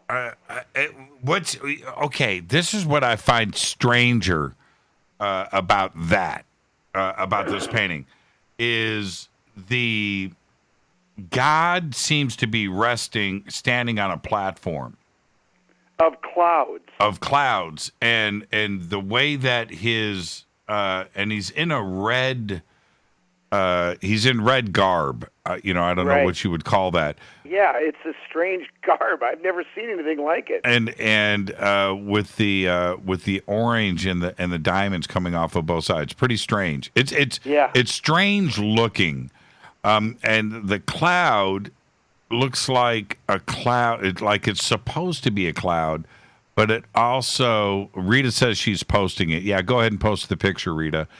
I took that picture, so it's okay to do that. Yep. And it's a strange platform. I mean, that's. And you notice another thing. Wow, that's a is really that cool that's painting. not a Christian-style cross. That's a Tau cross. This is pretty cool. This is, because there's no extension on the top either. Exactly. And notice how he's got 4 nails and not 3? Yes. Now, that was my next question. Okay. Look, I've got to take a break right here. But there are 4 nails and not 3. Yeah. And I know what that is. Okay, stop right there. We'll talk about that when we come back. This is Fade to Black, the one and only Scott Wolter. This is why Scott is on the show. Right here. Scott, absolutely amazing. This is Fade to Black. I'm your host, Jimmy Church. We'll be right back. Stay with us.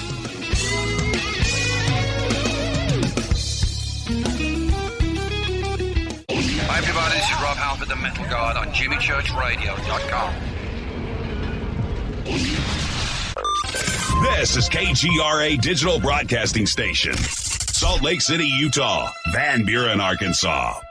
Why is it we're not very good with our health regimen until it's too late? We don't put oil in the car until the engine blows up. When the body's out of balance, your health is not so good. Give your body some love. Log on to GetTheT.com. That's GetTheT.com. Try our Life Change Tea, which cleanses you from harmful intruders.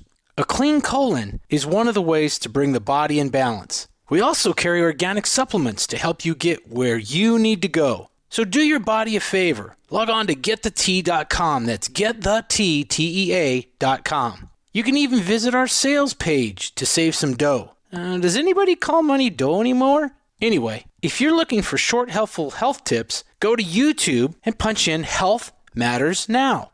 That's Health Matters Now. So, log on to GetTheT.com, shop, get balanced, then learn some cool tips at Health Matters Now. You'll be glad you did. That's GetTheT.com.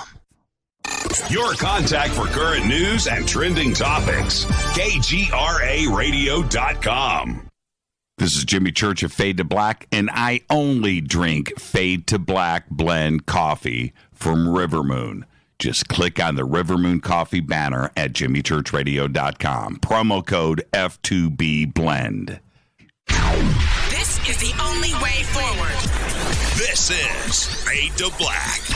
Make contact. KGRAradio.com.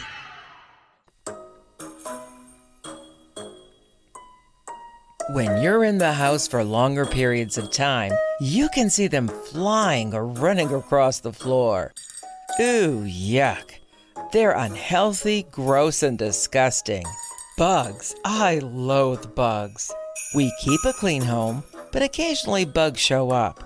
Well, I found something that is tougher than bugs. Orange Guard. On contact, it kills hidden bugs, including ants, roaches, and fleas. Plus, Orange Guard is a residual repellent. All of the ingredients of Orange Guard are on the FDA generally recognized as safe list. Orange Guard may be used around food, humans, and pets. It comes with a 30-day money-back guarantee. Orange Guard, available at orangeguard.com, Whole Foods, and Ace Hardware.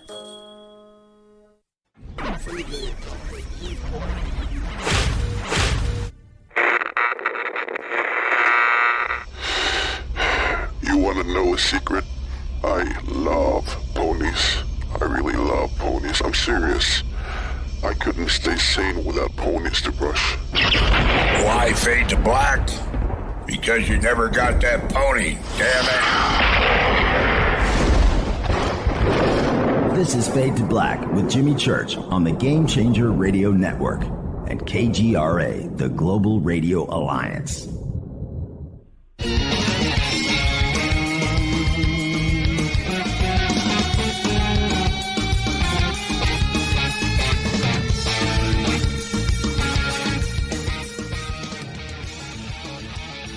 Welcome back.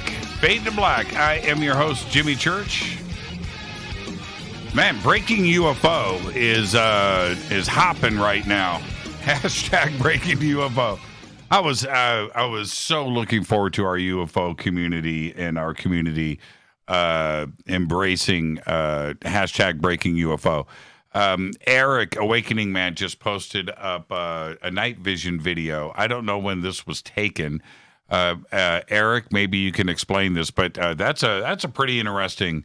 I'm looking at the source here. I'm assuming that is over Sedona. Pretty cool. Scott, have you been to Sedona?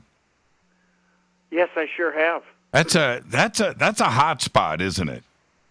Well, that's what I'm learning. I mean, I was there for shooting an episode of America Unearthed, but I've also spent time there just vacationing, and geologically, it's absolutely fantastic. So if you've never been there, it's a postcard. No matter where you are, if you get up high, it's gorgeous, and there's a lot of caves, a lot of canyons, and you know, possibly portals. Who knows? But it is known for high activity, is my understanding. Now, let's get back to this image. Okay, what do you think is in this painting? Well, I think there's a lot of things that are going on. Obviously, the person who painted this was initiated with a lot of esoteric knowledge, starting with the colors of Mary Magdalene being and her being at the base of the cross with Jesus, and the three skulls are. To me, next to the tomb, indicate someone with knowledge of the Telpiat tomb, where the mortal remains of the royal family are believed to have been housed. If you look up Telpiat tomb, you'll read all about it. So they obviously knew about that, but there's more going on here. I mean, this Tau cross is another thing that's very interesting, and you know, the fact that this dove is elevated above what appears to be an image of a male god, if you will. I don't know who else it would be, but her being elevated above God is consistent with certain esoteric beliefs, including the true ideology of the Templar lineage. So all of that is, if you know what to look for, you'll see it there. Otherwise, most Christians will just see Jesus on the cross and go on their way. But that's the thing about this artwork, and it's not just medieval art or Renaissance era art. There are initiated artists that are incorporating secrets into their art to this very day. Yes, and Scott, isn't there a rules committee for religious artwork? I've often thought about this, like, the cross has got to be painted this way. Right. There are 3 nails, right? And you see you see crosses. People wear them with Jesus, right, around their neck. They are throughout churches. They're in people's homes. And I've always gone up to look and count the nails, and it's usually 3. Once in a while, it's 4. And that always throws me off. Where are the standards, right? Where the cross is incorrectly painted here, and there are also 4 nails. I don't know if I've ever seen God in a painting, by the way. I don't know either. And you notice how Jesus is standing on a little ledge? Yes. I don't think I've ever seen that before either. They're helping him out there a little bit, and no, this is absolutely. I would go as far to say is heretical with regard to what the Roman Church, what their standards should be. Now, I don't know if they even have a book of standards for what should be depicted, but I got to believe they do. And this just doesn't cut it. But yet here it is in a Roman Catholic basilica. That's absolutely beautiful, and it has a monastery attached to it. So it's on the squad. But this was painted in 1917, by the way. I know that. But what this guy was thinking about, he wasn't thinking about standard church dogma. I can tell you that. He was initiated, probably a Freemason, I suspect, or a member of some order that believed in a slightly different version of Christianity. But Jim, you have not answered my question. I know the audience wants to know, who are those angels at the top of this painting? Those are ETs telling Jesus how to build the pyramid in Giza. You know what? It could be interpreted that way. It absolutely could. Who are the angels here? There's 26. There's 13 on each side. Right. They go into the panels on the right and the left. There's a total of 26. I was just joking. An interesting number. I'm going to get struck by lightning. I need to be very careful with the jokes here. I see. I don't know if it is a craft. I think that's the wrong word. But I see a platform. I see whoever this gentleman is, and it's probably supposed to be God. I've never seen God in a painting before, so I'm thrown off by this. But it's a platform that is up, that he is standing on, right? And the cloud is flat, if it is a cloud, and everything else is also perched upon this cloud. You can see on the other panels on the left and right, these angels are standing on the clouds. They're standing on this platform. And Jim, when I pulled my phone back and I looked at this picture, it's almost like his garb and those clouds behind his garb, they almost look like eyes. It's like a face that's looking at you, or it looks like it could be a ship. I mean, I know. I don't know. I mean, we're getting out there a little bit. We are, but look, But it's a mirror image. The clouds are a mirror image of each other. That's not how clouds are. Yeah. You follow me? I do. I'm looking at. Look, we have. Okay, there's another part to this. Mary, if that is Mary, and I'm assuming that it's Mary. She's on the ground. There is a separation of what is happening here. Everything is above her. It is off of the ground. And that would suggest to me another world, another place, other people separated from Earth. That is what I see happening here. She is looking up. That's a great interpretation, Jim. That's a great observation. I agree with you now that you mention it. Yeah. That's a great painting, man. You know what I was at. I do this all the time. When I'm in a church, I'm looking at the paintings.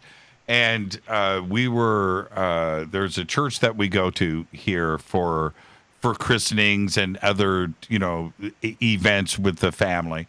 And I'm looking around, and I'm going to send you I started snapping pictures. Now, look, I feel weird about doing that in a church because everybody is going through the ceremony. They're doing their thing. What am I doing? I'm looking around. Wow, that's pretty trippy. Snap. You and me right? both. Right? You and me both. That's pretty trippy. Snap. And I'm taking pictures. I'm looking at the religious artwork and what is actually going on. Right. And we I just did that. We call that, and we do this all the time, Jan and I, and I've got a couple friends that like to do this. We call it churching. Let's go churching. Mm-hmm. And we'll drive around, and we'll, even in our own town here, but if we're out of town, God, where was that place we stopped, Jan? We saw those 5 churches up on the hill that just, I had to pull over. We're literally driving through Western, that was Western Pennsylvania, wasn't it? I can't remember the name of the place, but it was so beautiful. We just pulled off on the exit. We got out of the car. We ran around. None of them were open, of course. It's COVID, but they were just beautiful, and we call it churching. Now, it's a blast. We had to attend a funeral about 3 or 4 months ago at a church that we hadn't been to. I don't want to give away the location and things, but in Burbank, and a smaller church. And so we go in, and I'm sitting, and I'm looking, and it was the craziest art I have ever seen inside of the church. I mean, I was blown away. Now, Scott, cool. I can't let you get away. Why? Okay, I'm getting questions coming in. I'm happy to answer questions if people have questions. Rita says, Armenian Jesus has 4 nails too. Curious to hear Scott's interpretation. Why 4 nails? Now, I just looked this up. I didn't realize.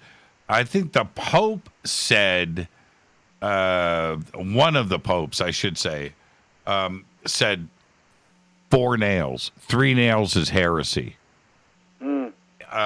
So, or maybe I even read that wrong. Man, I'm going to get in so much trouble. Well, you know what? If I looked this up too, and it was all over the map. There is no standard rule for 3 versus 4 nails. I've heard Western Orthodox versus Eastern Orthodox imagery. I've heard, medieval times it was 4 nails. Then the 3 nails started to creep in, moving forward. So I don't know if there is a standard rule. There seems to be a mixed message there, but 4 nails in this one for sure, no question about it. But most of the time, when I'm paying attention, I see 3 nails. Okay, here we go. Though in the Middle Ages, the crucifixion of Christ typically depicted 4 nails. Right. Beginning in the 13th century, some Western art began to represent Christ on the cross with one foot placed over the other and with a single nail.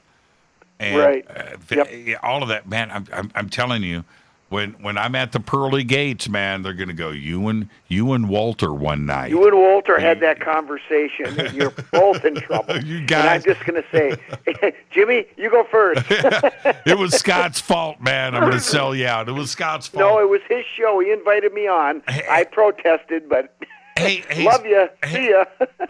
Now, getting back to UFOs, but this is another synchronicity. Scott Wolter is a huge football fan. He's also an athlete. He plays football. And yesterday there was a game. There was a match that was played, right? Yeah. I think there was. I think it was 2 days ago, but there was a game. It was 2 days ago. It was a great game. It depends on who you were rooting for, but I got to tell you that Tom Brady.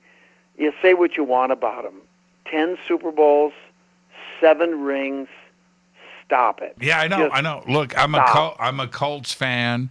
Indianapolis, and I know what we went through with the Patriots every year with the Colts. It seemed like every year, and those matchups and things.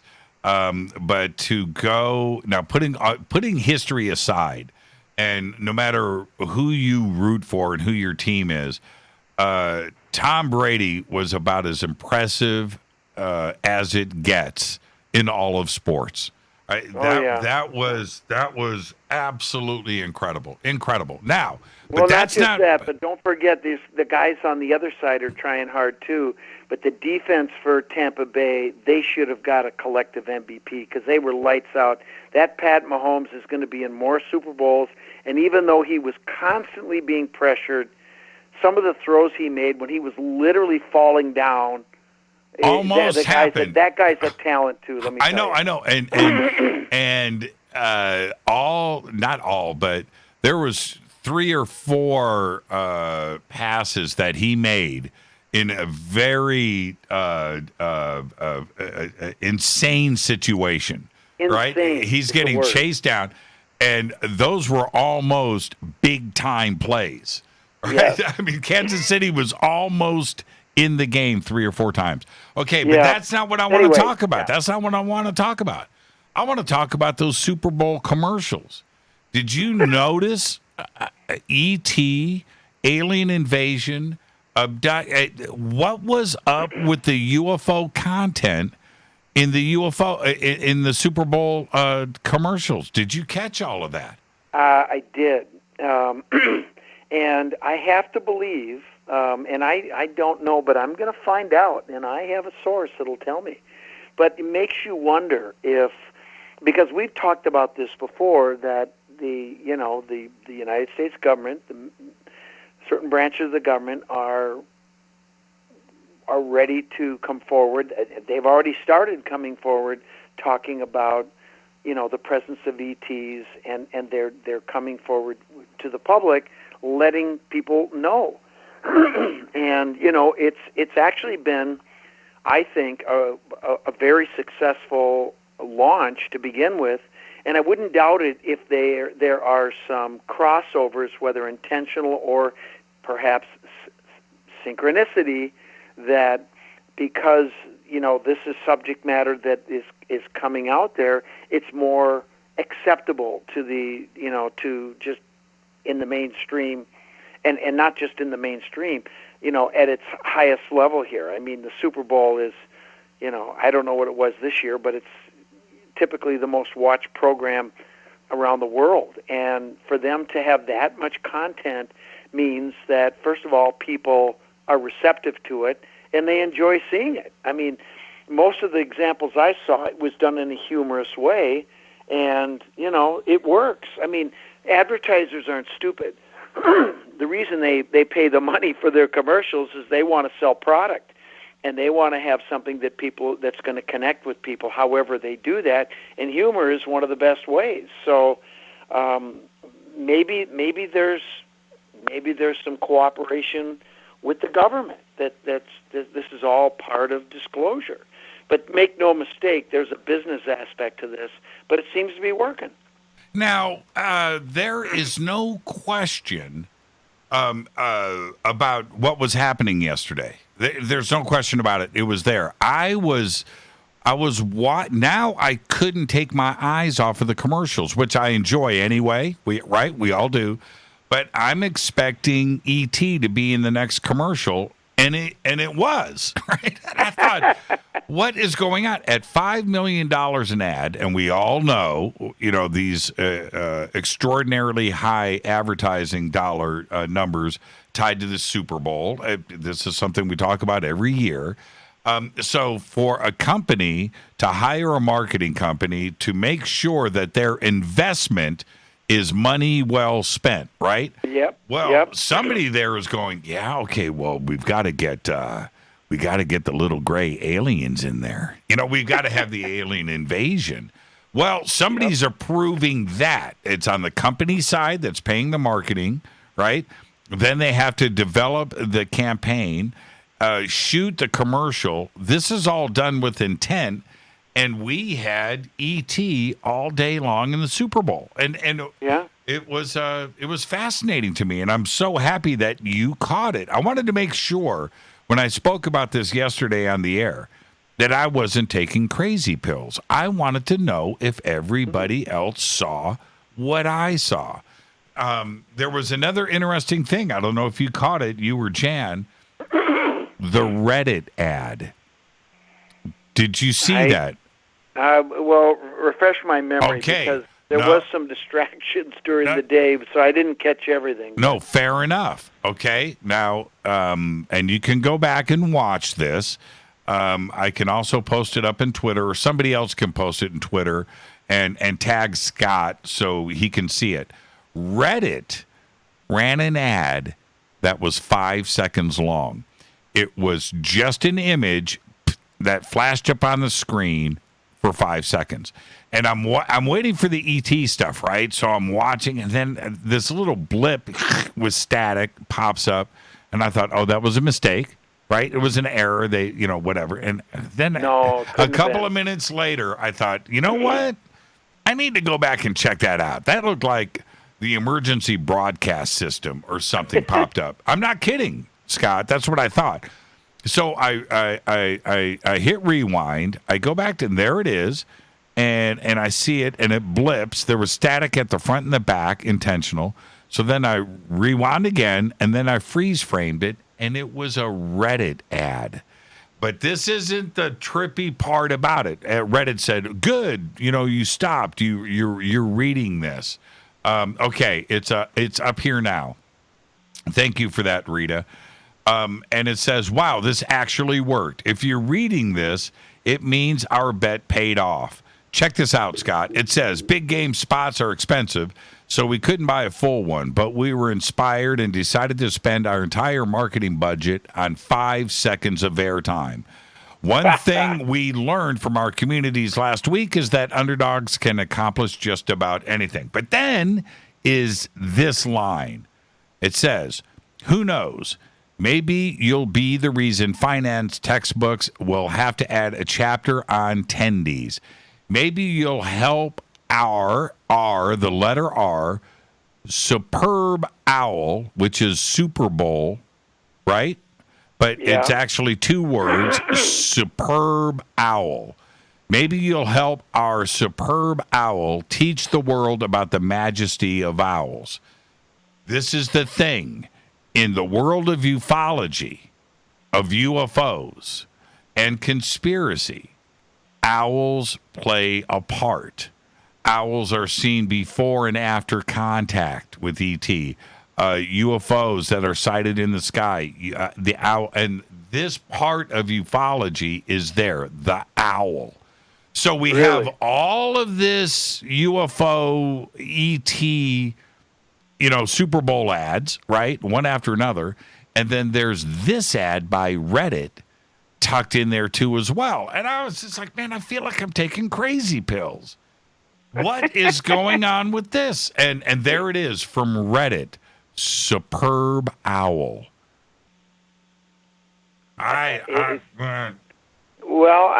You know what? That seems pretty high level for people that are, you're in the know, but that's how people learn. That's how they find out about these things. It's like, what are they talking about? And they look it up. And what do they say about learning? You'll remember it. You'll retain it. You'll know it better if you do it yourself, if you research it yourself, right? Yeah, go back and you're tagged in this, okay? All right. There it is. You can see the Reddit ad for yourself. You can go and read how they have our superb owl teach you about the world of the majesty of owls. This is a 5-second ad. And so for them to go and do this, it's all done by intention, and so you would have to go back, rewind, freeze frame, read this, and then there's the message. It's bizarre, man. I'm telling you, Scott, go and check it out. Their ad obviously worked because here you are talking about it, and I'm sure a lot of other people are too. It's so cool. It's so cool. The R in the URL is the root of all Reddit. Superb Owl is a subreddit that means a topic. I get that, IPD. That's not what I'm saying. I'm saying that owl is now here in the middle of all of this other UFO stuff. Come on, IPD. This is one of our local Fate or Not computer experts that knows everything about the internet. So he's just showing off right now. Talk about, know how to keep your guys in line there. That's talk good. about a buzzkill, right? Trying to be a buzzkill. Somebody just posted, and I don't know if you're tagged in this, but Druber in your painting that was posted has got a UFO sighting here in this, and it's on the left-hand side. Between the cross and the panel to the left, and it's circled. You'll have to check this out. It's pretty interesting. It looks like there's an object in it. Yeah. I'm gonna blow this up and see if I can catch it. Let me see here. Let me see if I can enlarge this. No. If it's on the panel to the left, is it in the main panel that we've been talking about? Yeah, go. What you need to do, Scott, is go to Twitter and check it out, and then you'll be able to look at your high-res image. I'm going to do that. I'm going to blow up your image and see if I can check it out. You know what? Hold on for a second. I'm going to do this. We're at the end of the show, so let me do. Oh, I can't. Okay, I can't do it in real time. I was going to bust it out in real time. Scott, what's up next for you? What are you working on? We didn't even get a chance. You want to stay? You want to stay for some overtime? Yeah, I mean, we're on a roll here. Do you mind if I get a beer? Get a beer. Because I'm thirsty. Yeah, Jan, get your man a beer. Is when we come back, you were on your way to a road trip in Florida. So the last time. No, we went not to Florida, to South Carolina. Oh, South Carolina. Okay. So keep that in mind. That's what we're going to talk about when we come back. This is Fade to Black. Scott, go get your beer. I am your host, Jimmy. What is better than Scott Wolter drinking a beer during overtime with Fade to Black? I'm your host, Jimmy Church, on the Game Changer Network and KGRA, The Planet. Overtime with Scott Wolter when we come back after this short break. Stay with us.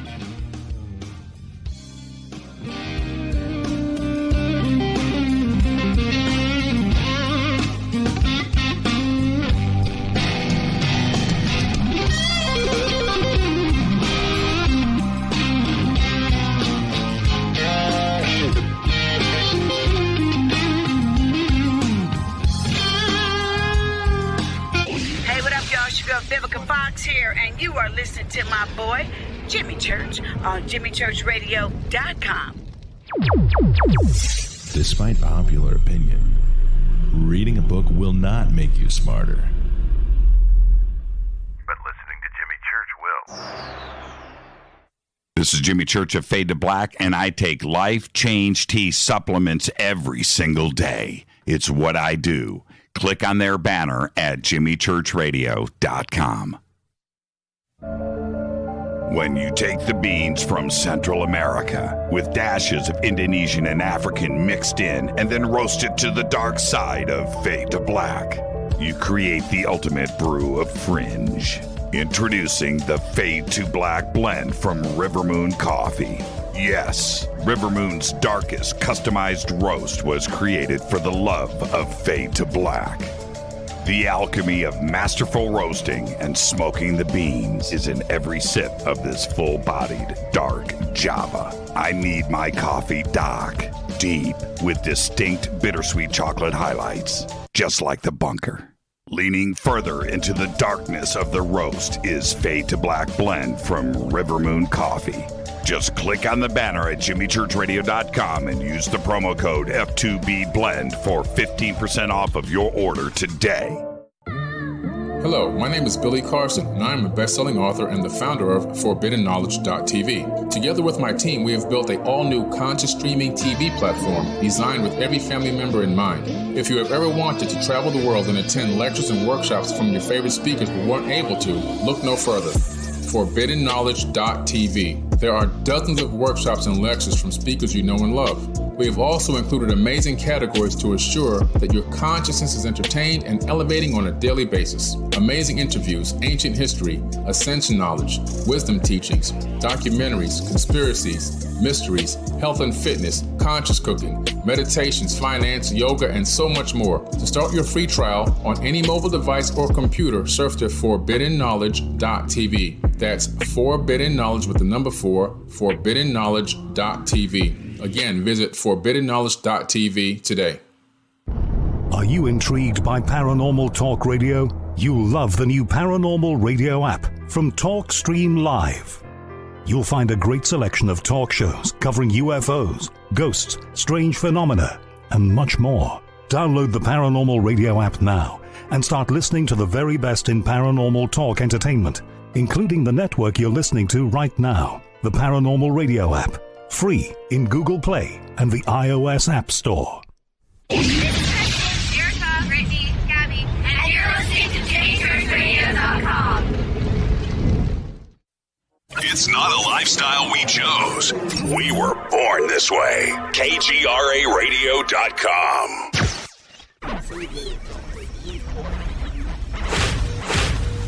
This is KJCR at JimmyChurchRadio.com.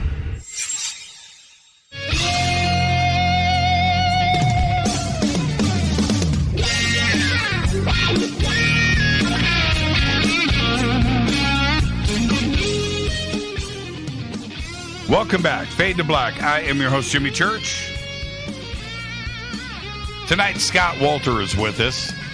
Get to Scott in just a second.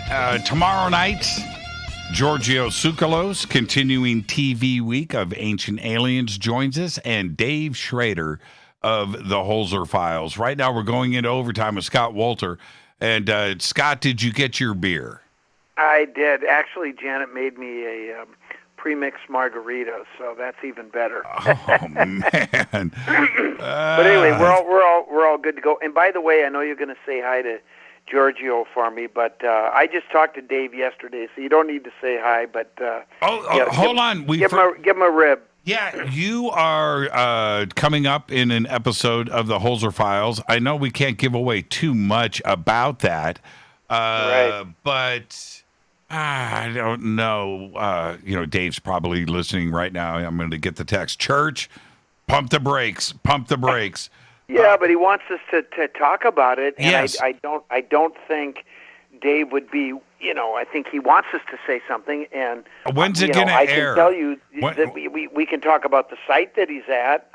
Sure. And he's out at America Stonehenge, which is a place where we filmed one of the most. I think it might have been the most viewed episode of America Unearthed. The episode we filmed out there in New Hampshire, and Dennis Stone, who owns the property. His dad was the one that bought that property, I think, back in the 50s. Yeah. And is just, he's a wonderful guy. He's a wonderful host, very knowledgeable about the place there. But we're talking about an ancient site that I'm convinced goes back at least 3,500 years. Possibly the Phoenicians built it. That's one possibility. We just don't know. And it's been completely ignored or virtually ignored by, modern academics, and it's just an incredible site. And, far from being a paranormal expert, but I will tell you this, if there's any place that has had human activity, rituals performed, who knows what else going back at least 3,500 years, it's that place. And, and to be honest with you, Dave didn't tell me anything about the episode. He just asked me to come on as a guest. He wanted to ask me some questions about the place because I've been there many times. I know a lot about it. Certainly geologically, it's a very interesting place, a very unique place, and it's an observatory that ancient people definitely constructed a long time ago, and who knows what's happened over the millennia there. And you'll see what they found when you watch the episode. But I will say the interview that Dave and I had was awesome. He's so fun to work with. We've known each other a long time, but we were on that day. I will say that. Yeah, you guys own Minnesota. You, Kirby Puckett, and Fran Tarkington. So, but how great is it not only to be on the Holzer Files, but with Dave? He's so dynamic and he knows so much. Do you guys teach each other stuff? Well, I'm not sure if I teach him anything, but he sure teaches me things. Right. Because, as we've said this before, this is new for me. I'm venturing into a new world here with the paranormal and the UFO topics, and it's fun. But it's new for me, and I'm nowhere near an expert. I'm a quick study, I like to think, but Dave is helped me a lot with that. And we go back a long time. When I first started working on the runestone back in 2000, and we started making noise with that long before any of the television stuff came.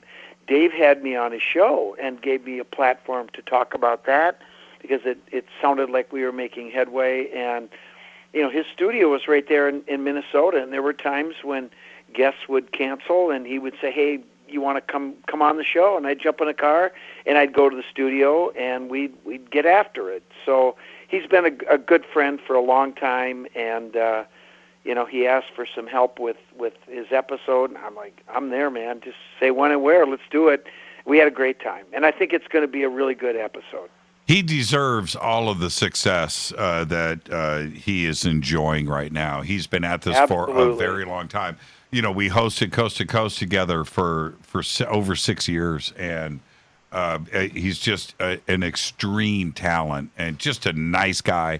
And anybody that has 96 kids, 150 grandchildren, to me, and he deserves. Looks after each one of them. He's a loving guy, and he's just down to earth, and I think that's part of the reason why he's so successful on television, because people can feel that. They can see that when they watch him on the show. And when you interview people, and I know this because I do the same thing, the people that you interview, and especially in the world that he's involved in with this paranormal stuff, it's very emotional. It's something that is very personal to these people and hits them in a deep place. And the last thing they want is somebody who's quick, dismissive, and doesn't have empathy. Dave has empathy. He feels what these people feel, and that has got to be. And I'm not an expert. I'm just winging it here.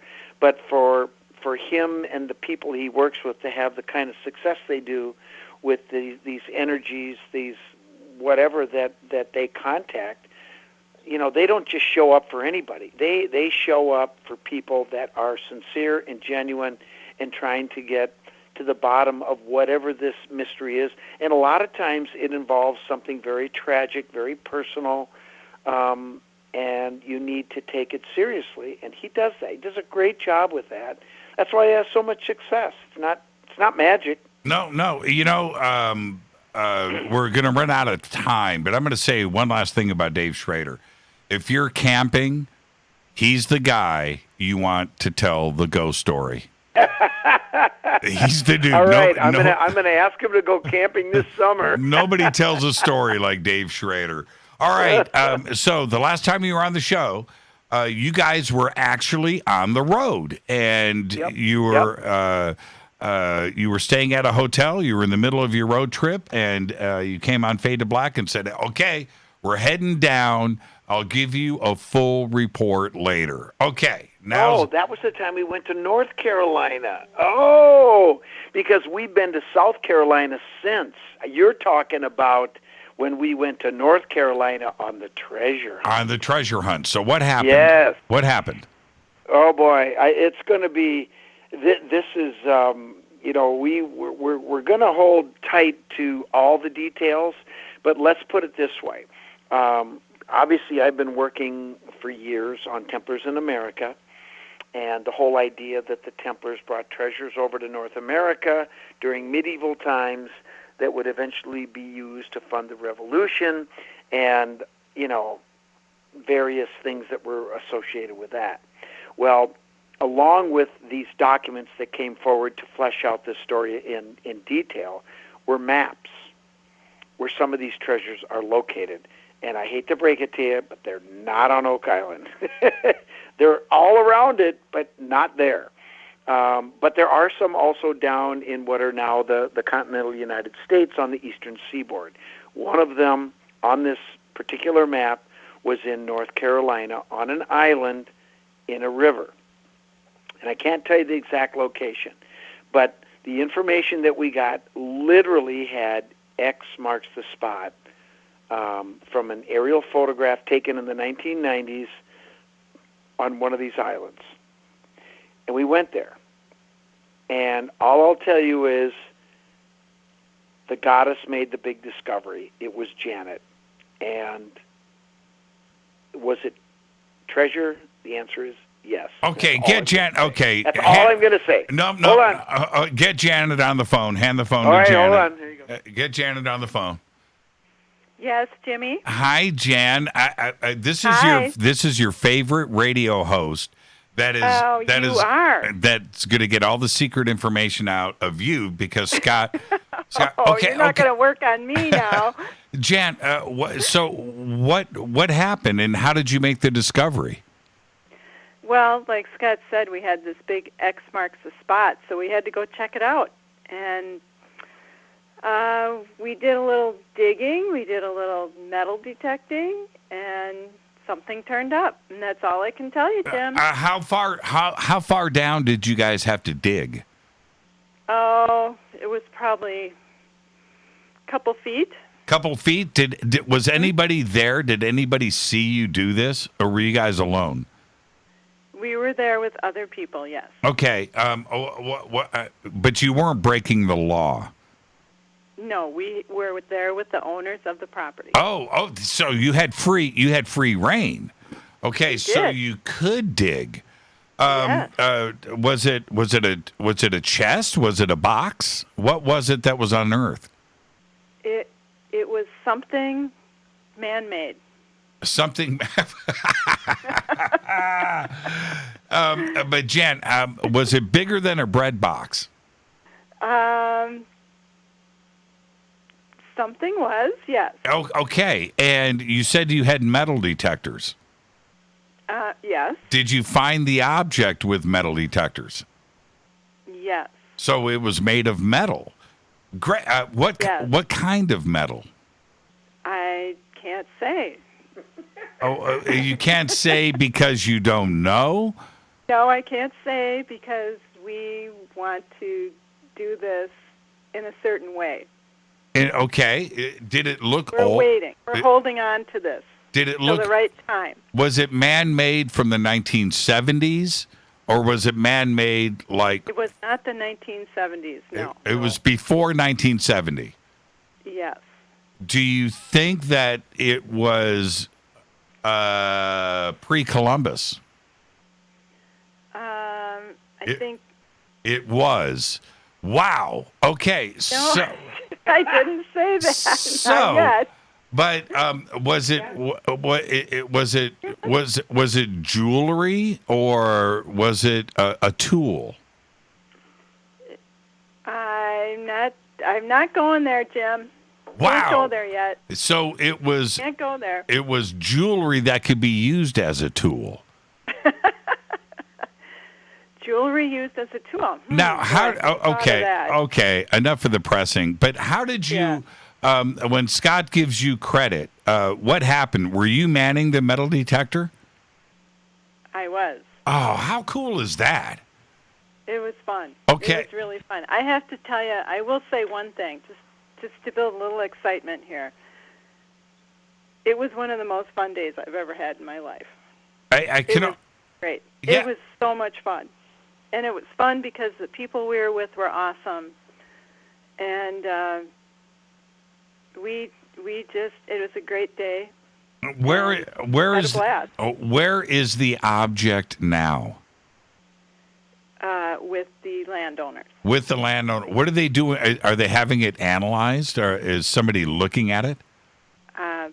Perhaps. I don't know for sure. I And would think so. and okay, all right. You know, Jan, I feel a little bit of guilt for putting the pressure on you, but That's okay. No, just thank you for that. Let me talk to Scott, and I'll talk to you later. Thank you, Jan. Okay, thanks, Jim.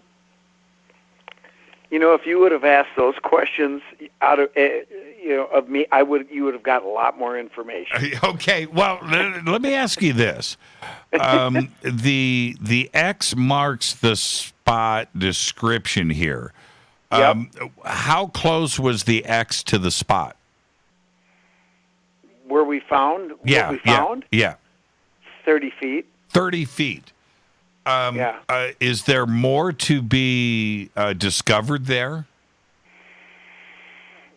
Probably, yeah. It's we were limited in time, and we're talking about something that dates back to the Revolutionary War era.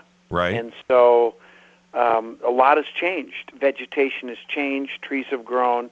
So, but it did. We did hit. I was confident that we were on X marks the spot, or close to it, and it turns out we were. We were. Now, what did you think that you were in pursuit of, Scott? I mean, with you, it's we identify the Knights Templar to you. Yes. Is that what you were on the trail of? Yeah, essentially, yes. But you have to remember, the medieval Templars handed off the obligation eventually to the Founding Fathers through Freemasonry. So this chapter of the story that this treasure hunt was involved in was during the Revolutionary War era. And there is a name associated with this particular project, and that name is General Lafayette. Lafayette, as in Lafayette, Indiana. Yep, The Lafayette, right? The Lafayette, yes. He is connected to this story and specifically to this treasure hunt. Okay. And in what aspect? Was the object given to him and he buried it? Nope. We think it was the other way around. What do you mean? It was left for him. It was a payment. Oh. Oh, no. Wait a minute. So we're talking about treasure? Did I say that? Yeah. Wow. Help me out, Scott. Just I have to know. I mean, the obvious question. Was it in a bag? Was it by itself? Was it in a treasure box? Let me just say this. This is one chapter. This treasure hunt in the story of this story with this chapter is part of a big book called the Cremona Document. Right. This is something that just came to us in the last 7 months, and it's been and so much has showed up here in the last year in this story. It's incredible. I will be talking to a production company on Thursday, and they don't even know about this yet, but they're interested in doing something with us about this subject matter. But when they hear this, they're going to go crazy.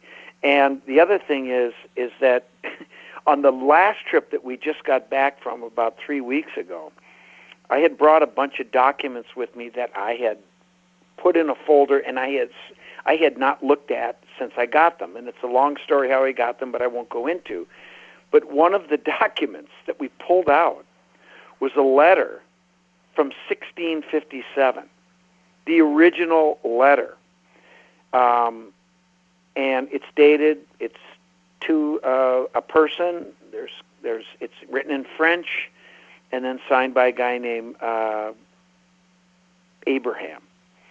But in the lower left corner, the open space of this letter, there was an invisible map that was brought out by a colleague of the guy that got the information using lemon juice and a heat lamp. And there's a map that was hidden on this letter. And this map proves beyond any question that the entire document that we're dealing with is legitimate. We already knew that because a month or two before, when we went on the treasure hunt, we proved to ourselves the story was true already. And then this letter shows up. This is the most incredible story that the world has never heard. If you like Templars, if you like Freemasonry, if you want to understand the true founding of this country, which quite frankly would be nice to tell people today to remind them of the tenets upon which this nation was founded that we have frankly forgotten. And I don't want to get too preachy here, but at the end of the day, that is part of what this story, I think, should be about. Because what you're going to hear are the stories firsthand written by the people that nobody knows about. You will know some of the people, like General Lafayette, like Abraham or Benjamin Franklin, and some other names that aren't quite as well known as those. But there are a whole bunch of names of people that nobody have ever heard, who, in my opinion, what they did to get those treasures back here to help fund the revolution that led to the defeating the British and founding this nation, they deserve as much credit as George Washington, Franklin, Jefferson, all the rest of them. They did it quietly, and they told no one, not a soul. But it was recorded, it was hidden, and now it's ready to be revealed. Jim, you won't believe the story. It is so amazing, and its time has come, because now we have proven beyond any doubt, it happened. It's amazing. You and I have covered every aspect that we could about the Cremona document over the last few years, and I've been waiting for some closure on this, like everybody has, and I hope that we're on the brink of that. But I want to. We are there. We are there, well, and we're ready. We're ready to bring it out now. Can I ask you, when you guys were in North Carolina on the island, this is an archaeological situation. This is a dig. Yes. Did you guys document everything, video and? Absolutely. So we had a camera going the entire time. Incredible. The entire time. In fact, when the time comes, I'll send you a short clip of that moment of discovery. You will get just as caught up. The hair will stand up in the back of your neck. I'm not even kidding, because I'm sitting here and all of a sudden I just heard this word and I'm like, what the hell? And I ran over there and I was stunned. I couldn't believe it. Does Janet say holy crap in the video? No, she says holy S-H-I-T. Yes, she did. Oh, man. There were a few other Effenheimers that were rolling around in excitement. Look,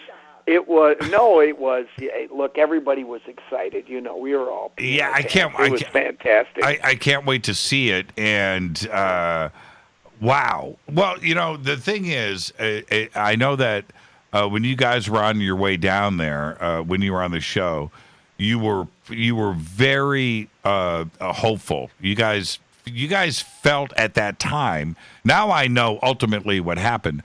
But you felt pretty confident that you were on your way to something pretty extraordinary. We were, and there was a reason for that, because I've spent 14 years working on this damn document, And it's such a complicated story. There's so many, tangents here, but we're talking about something that spans, almost 900 years of history. The earliest part of the document is in the early 12th century. That's right. And then the late 12th century, and then the mid to late 14th century, and then this Revolutionary War period, and everything is sort of strung together once you it's been very difficult to put it all together. But this particular piece we were very confident of, because the guy who dug it all up, who has been dead for 21 years now, wrote a letter, and Don read it, and I recorded this with 2 cameras, and it was chilling because I've researched this guy. I've listened to Don tell me about this guy was his best friend, and this best friend left this treasure hunt for Don, and Don was right there.